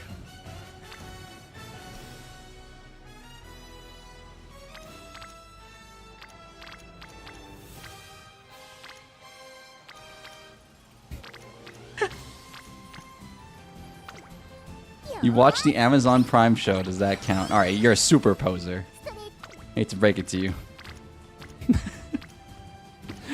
Okay, no, honestly, if you haven't played the original trilogy, it's kind of okay, because if I can speak very honestly here, I don't think it's a big deal, because for one, I'm not like, you know how I hate that, like, I hate that like gatekeeping stuff, that like, oh, I hate that elitism. That's what it is. I hate that like elitism. Like, oh, you didn't play the game that I played. Oh, I'm gonna look down on you. You know, I hate that stuff. So, honestly, not really. But the original games are really good. Now, I get why you wouldn't want to play the original games though. Is because they aren't RPGs. They're not like turn-based RPGs. And a lot of people do get into Yakuza these days from the turn-based RPGs because those are the newest games that came out. So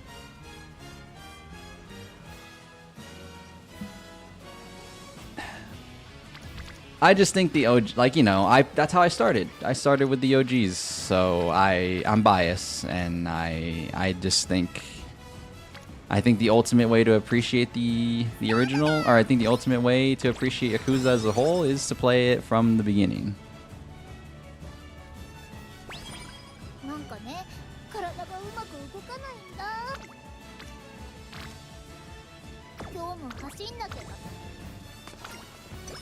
Played a bit of Yakuza Kiwami 1, didn't finish it, but you enjoyed it.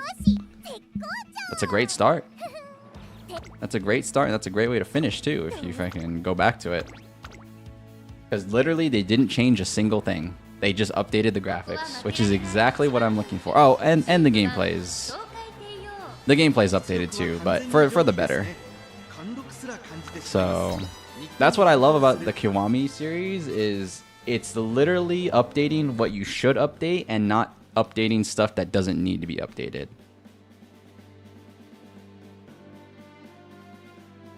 Like, it literally just updated gameplay and, like, system mechanics, right? Stuff that's not, like, the story and stuff, which is awesome.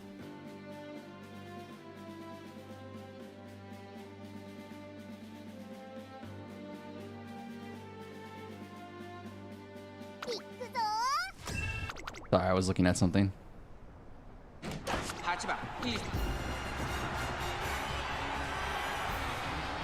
You know, this has literally just been game talk. I have not played a single... realistically, I'm just like actually chill Umaing right now. This is chill Uma. For real, for real. I feel like I'm Northern Lion right now. He doesn't play Uma anymore on stream. But literally, that's what his Uma streams would be. He would very rarely, like near the late half of him dropping Uma as a stream game, he would like not even talk about Uma. But I guess he never really talks about the game he's playing anyways, right? Unless it like really attracts his attention.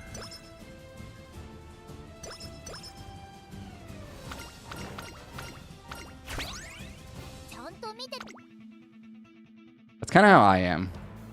Dude, even back when we would like play Tarkov, I would like kind of not. No, Tarkov attracts a lot of my attention. Tarkov's not a good example. Yeah, it's not a good example at all. Tarkov like really makes you lock in, because if you're not locked in, you're just gonna get smoked, freaking owned. Which I will be playing that tomorrow because that's my current passion game, and I want to escape from Tarkov, and in order to escape, you have to put in a lot of time and learn and, not learn, sorry. You have to put a lot of time and do a lot of quests, and it's going to be a whole process, but eventually I will escape. In fact, it's taking so much time that even the hardcore players who are playing Tarkov, like 8 hours a day, they're not even close to escaping. It's actually a whole mission and a half to get to escape from Tarkov. So, I'm not even close.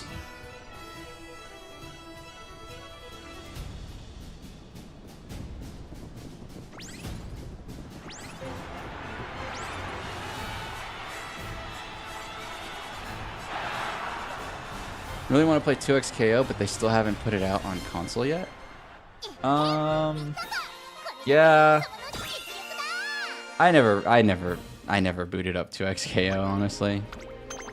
I just don't really like tag fighters. There was nothing that really... It just did not speak to me. But I knew that going into 2XKO's release. I mean, I was always going to try it because it was free. But it just never spoke to me. I'm not a tag fighter guy. I'm not. I don't really like Marvel. I love just like the purity of like a 1v1 type thing, so just definitely like, but I knew that though, right? I knew that, like I knew I wasn't gonna love it. Nice. 3 wins across the board, baby. Bada bing, bada boom.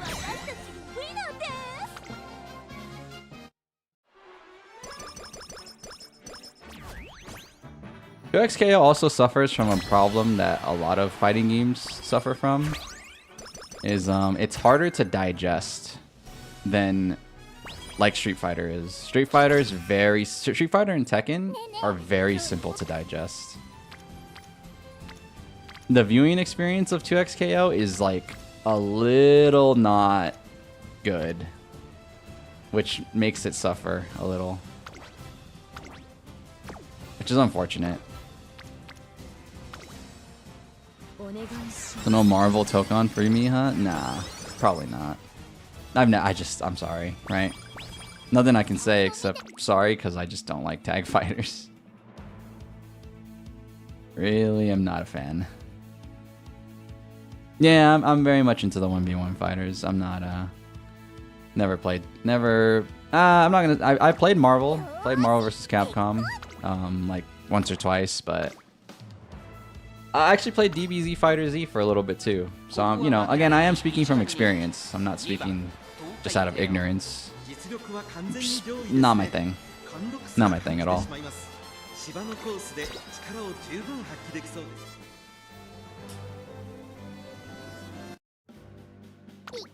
If I'm being honest, I don't really even like watching them. I don't really even like watching tag fighters, yeah. I'm very much like,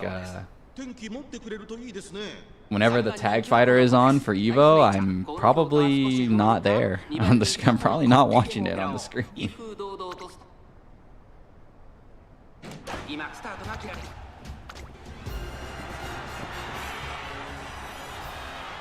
Bang.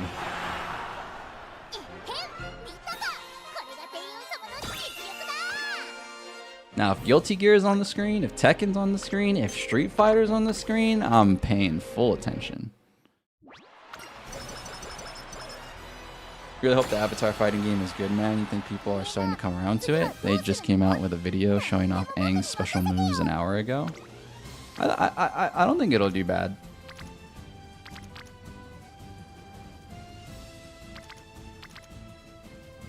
I think the main issue is like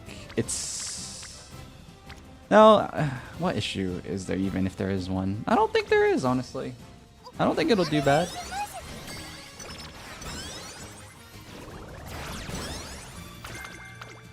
I honestly can't see why it wouldn't do like good.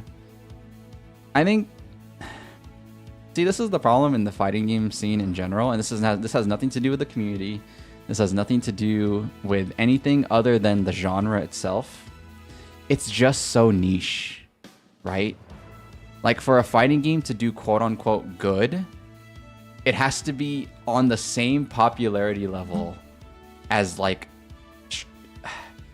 it has to meet the bare minimum, which is like Tekken, right? Because Street Fighter is the ultimate.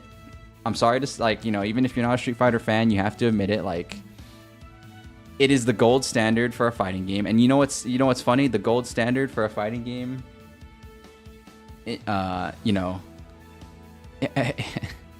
Street Fighter has like what, 100,000 maybe, like, online every day, and that's in the world, probably, which is good because, you know, 100,000 in a fighting game is good because you only need 2 players. You only need 2 players to play, so technically that is good. But like, when you think about it, the next one below it would be like Tekken, and like what Tekken maybe has. Again, I don't know. These are fake numbers, okay? Fake numbers, but like, you know, Tekken is less than or equal to Street Fighter, right? So like, let's just say Tekken has 80,000, right? And then the next game before that would be like Mortal Kombat, which is like,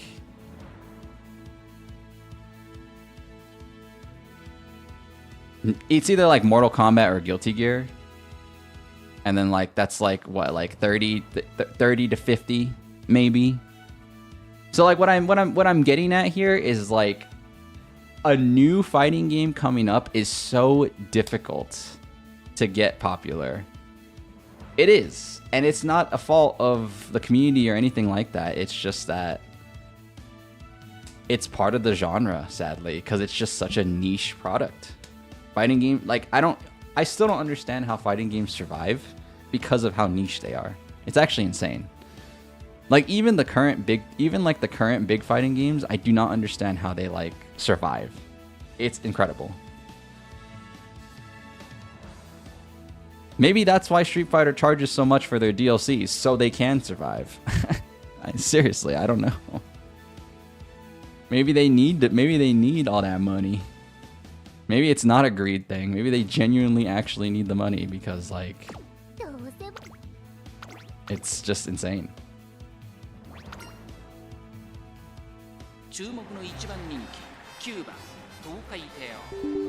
Windows noise.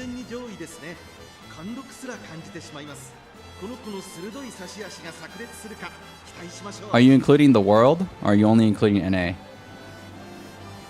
If you're not including the world, then you might not know how popular it is in Japan. Japan might be 30,000 on its own.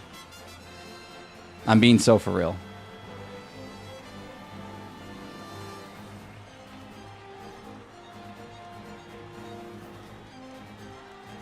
Street Fighter 6 is really big in Japan.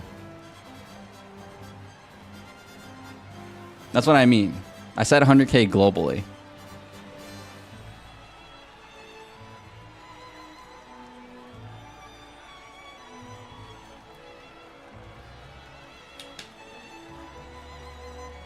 And you also need to remember PC is the minority. So like if you're looking at Steam charts, PC is the minority in fighting games. So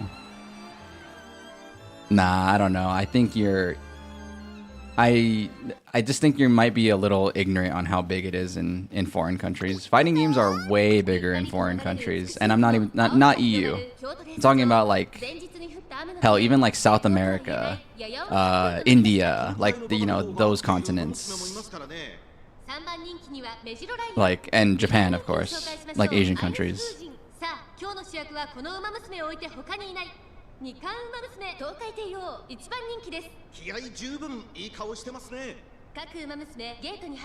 It's really big. NA for some reason, or Western countries are actually not really big on fighting games. It's actually kind of crazy how it's actually kind of crazy how much the NA fan base is in the minority.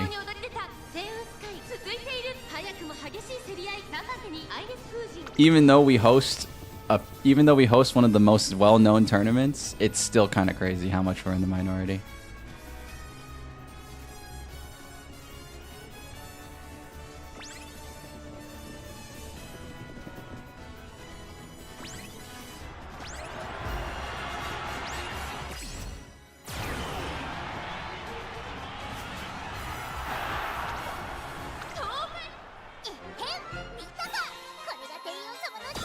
Like literally, I'm gonna okay.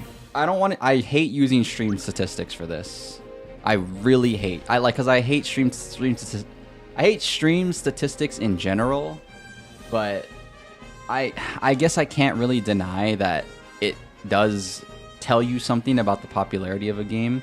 But literally, when Capcom Fighters is live, they have a JP dub, and they have they have the JP live stream, the Japanese live stream, and the American live stream. The American live stream has maybe on a lucky day like 10, but it mostly usually has like 5K. The Japanese live stream has 60,000 viewers. At least when we're talking about Street Fighter, like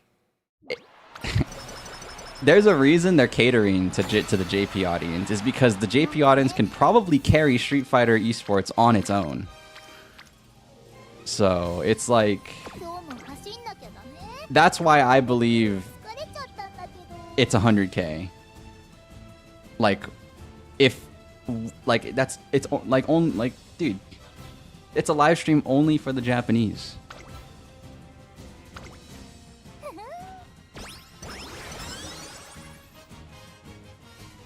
So it's like, dude, I don't know. I'm speaking from what I've seen. Again, I hate using stream statistics because I honestly, in the grand scheme, I don't think stream statistics mean a lot for like actual player base. But player interest can equal player base. We can't deny that that's a possibility. It's not a guarantee. It's not a guarantee. But it can lead into that possibility, so I can't deny it. As much as I don't like to use stream statistics, I can't deny it. So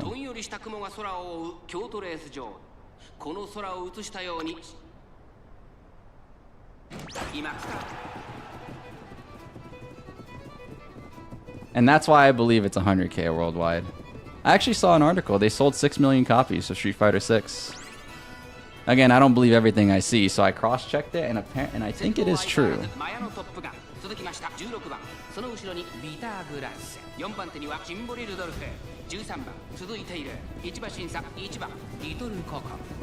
Yeah, just as of this month, or as of November, Street Fighter 6 sold 6 million copies, so 100K is not out of the question. 100k concurrent for Street Fighter 6? I don't think that's so out of the question.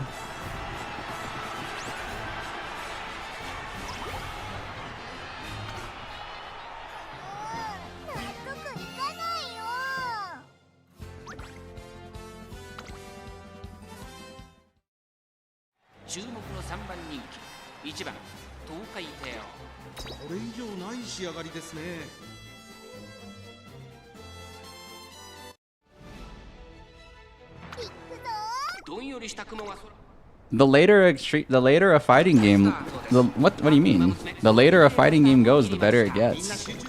That's when more people start coming in, because then they start selling arcade editions where it's like you buy one version of the game and you have all the DLC from the last 2 years. I don't see where you're coming from for that. The later a fighting game gets, the more people play it. Because people are more likely to play something that's been alive long, like, people are more likely to play something that sticks around longer than their interest lingers. It's like they might be interested at first when the game first comes out, but then they wait, and then you realize, oh, this game's, you know, still popping. It's still popping even after all these years. So like, people are more likely to play something the longer it sticks around, rather than like play it initially.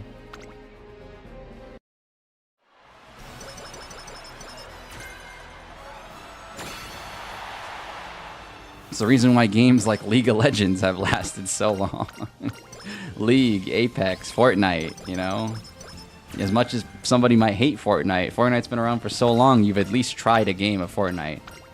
I mean, if anybody in here says they haven't tried a game of Fortnite, I'd be really suspicious of you. Seriously. Not gonna say you love it, but you've at least probably tried it. So it's like... Yeah, I think the longer a game lives, the more it grows, not the other way around.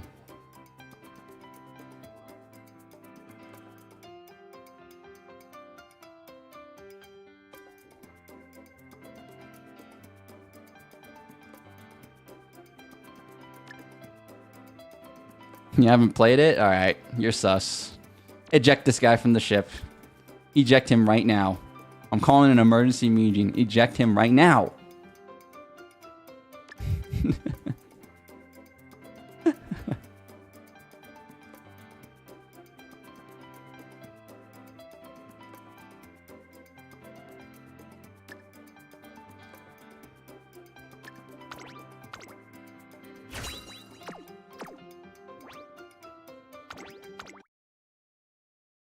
You still play Rival Schools to this day?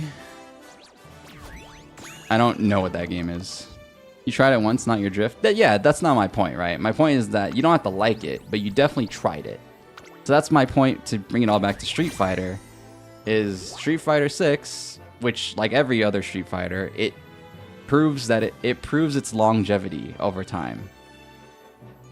Like, games do not get worse over time. They might have a bad reputation in the beginning. Street Fighter V is a really good example, because Street Fighter V's launch was garbage. It was garbage, but over time Street Fighter V did improve, and it gained more players as the game improved. I am not of this opinion where it's like a game loses players over time. When a game can last long and prove its longevity, which Street Fighter does every installment, it only really gains more players over time.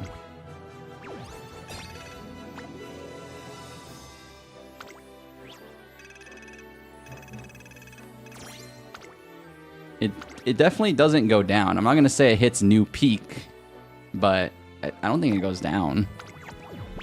Especially a game like Street Fighter. Like, okay, I'm speaking too generally. I'm mostly talking about esports titles, okay? Let me clear the nuance here. I'm not really speaking about like a single player game or a freaking, you know, like hell, like to bring it to make it relatable. I'm not even speaking about like a gacha game. I'm talking about esports titles. When esports titles stick around for a long time, they generally don't lose players. They don't go very far up, but I don't think they're losing more. I don't think they're losing too much more than like what would be acceptable to lose, I guess.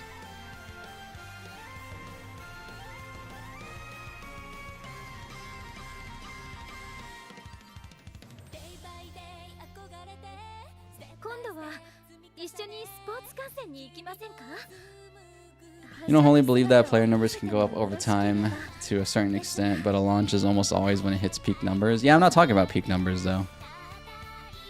If we, like I don't think you don't need to reach peak numbers to have your game be alive. You don't need to create new peaks. It's not necessary. Everybody's obsessed with reaching a new peak. You don't need to.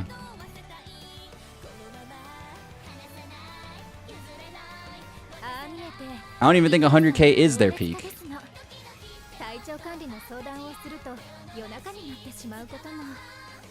For Street Fighter 6.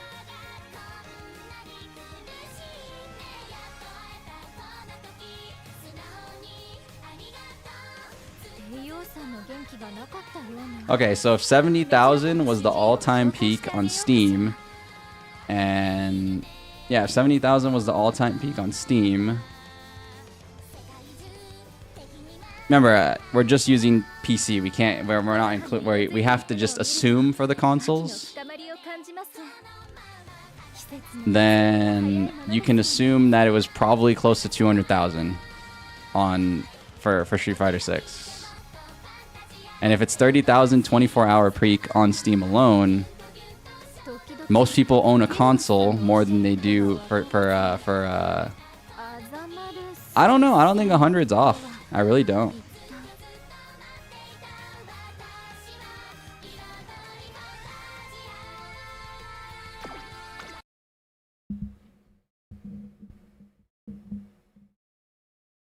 There's a lot of bronze and irons out there. There's a lot of bronze and irons.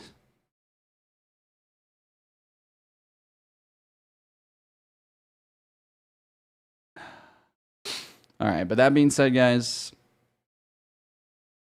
that was Uma Tuesday. It wasn't really much of a Uma day. Actually, wait, should I just do this? Hold on, let me do this real quick. I might as well. For the true Uma heads out here, you'll be rewarded. Because this is probably what you care about. This is not something I particularly care about. But whatever, I'll do it for the hell of it.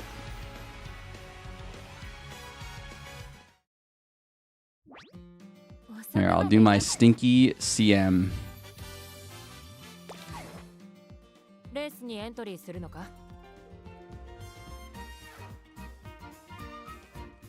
I'll play my stinky CM so all of the sweaty people can be very excited.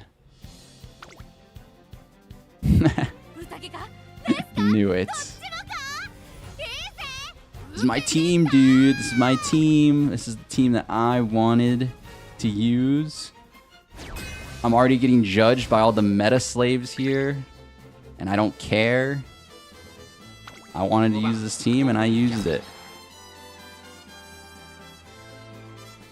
They're all late surgers, Ligma. Oh, gold chips and closing, but yeah.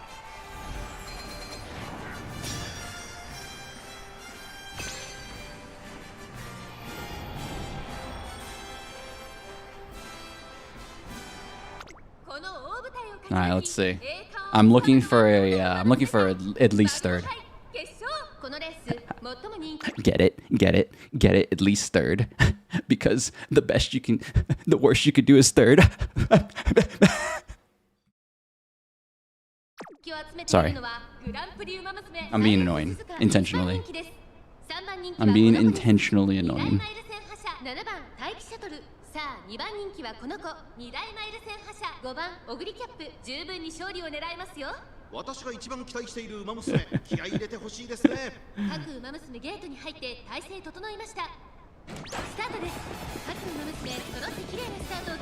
And we're off. And we're off. There's many Taiki shuttles. More like cringe? That's okay. See, I don't live in this world where I care if I'm cringe or not. if you guys care, then maybe you're the one that's cringe.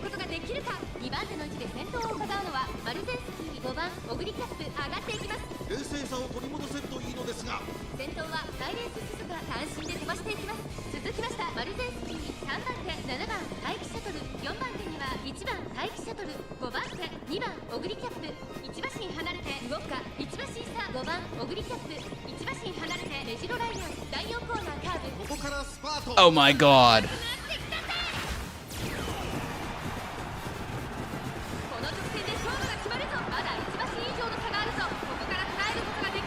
That being said, though, I probably do deserve third because, like, I put in 0 effort. If I steal, like, I always feel bad doing these things because if I steal, like, first from, oh my god, if I steal first from somebody who actually cared, it kind of feels weird. I literally put, like, almost 0 effort into these CMs. Like I said, I'm being for real. I put in cards, and that's it. I'll use, like, whatever jabroni legacies I got. I think I just robbed somebody.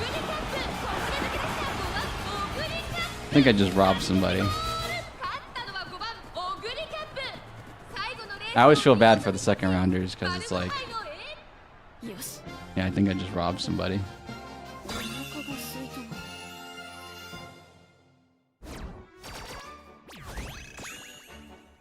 Thumbs up. Hold on, you want to see a real thumbs up? Hold on. 1 second.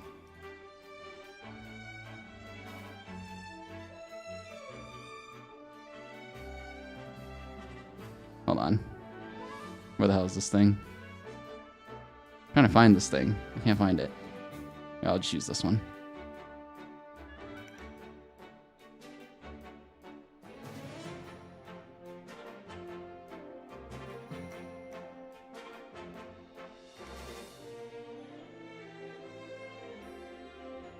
Why is this taking me so long? Hold on. It's taking me a long time because I want to do this joke.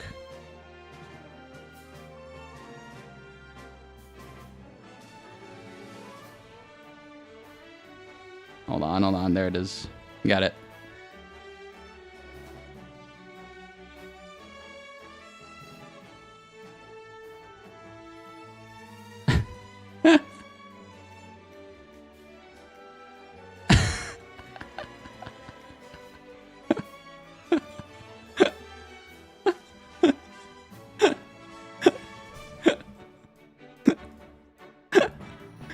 Oh, shoot.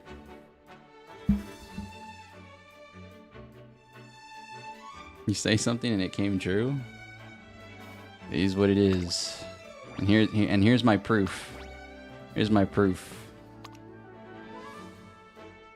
Look at these skills. Oh, these skills aren't meta. Oh.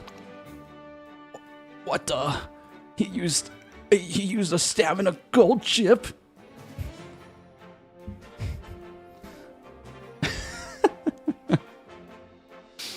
What are these parents? Sorry.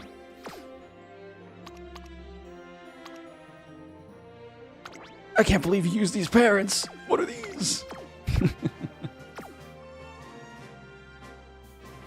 Stop meta players are racing right now. I mean, they probably are, right? I'm in round 2. I'm in group B, so the real meta players, they deserve their wins. Again, I'm gonna say this. I always say this. Fun is the first thing that you should worry about in these games. A raving? Oh, raving. If you're not having fun, why are you even doing this? So for me, like I said, I'll do the bare minimum for CMs because I don't find CMs to be fun. Look at me. I won. I don't even care. Like, I'm serious. Like, I don't find... I just don't. It's not an enjoyable piece of the game for me. It really isn't. But whatever, I still participate because there's nothing else to do, right? Like, I'll still make horses for it, but like, I will put in the bare minimum effort. Like, I just don't. I'm not gonna, yeah, I'm not gonna do anything more than that. So it's like, but yeah, there you go. If you cared about my CM, there it is. I played my CM on stream. Are you happy? Just shows your process. Just shows your process. Wow, tongue twister for me. Just shows your process. Shows you're still enjoying the game. Yeah, I am still enjoying the game. I enjoyed the game beyond the CM grind and stuff like that. So I'm not just all talk. If you guys are sitting here and you're like, I don't believe what he's saying. He's just talking. He's acting cool. No, I don't try to act cool. I just be me. If the way I talk, you know, if you think if you actually think I'm cool now, then cool. But I don't really care. You know, I'm not trying to be cool. I'm serious. I just don't. Yeah. I just don't freaking care that much about CMs. That being said, the ones who care the most should win. I'm not against that. If you put in all that time and effort and you're like, you know, min-maxing your parents and stuff like that, you should win. You do deserve it. I'm the one that should be losing, honestly. I'm putting in the bare minimum effort. So I do think you should be the ones winning because you actually care. But from what I hear, it's all luck. So it is what it is. It is what it is. Hey guys, that is going to be wraps for me. That is going to be wraps for me in terms of Uma for this week. Like I mentioned, like most of you maybe know, it is Thanksgiving week. If you don't celebrate, that's okay. Go ahead and treat yourself to something nice. Call it an excuse delivered from me. And yeah, I will not be streaming Thursday at all because holidays are usually pretty busy for me. So I'm not even going to be here at home on Thursday at all. So you're just getting today's stream and tomorrow's stream from me this week. But yeah, guys, on another note, thank you for giving me your time. You know, if we're talking Thanksgiving, thank you for watching. I really do appreciate it. You know, I do a lot of rambling. I do a lot of yapping, so I do appreciate it. I appreciate the support. Thank you guys for giving me the support. And, you know, just thanks. Thanksgiving. Yes. Yeah. Alright, but yeah, guys. Thank you guys for watching, whether you guys are lurking, chatting, stayed for a short time, long time, or if you're enjoying the VOD. I will catch you guys in the next one. Peace out. Have a good one.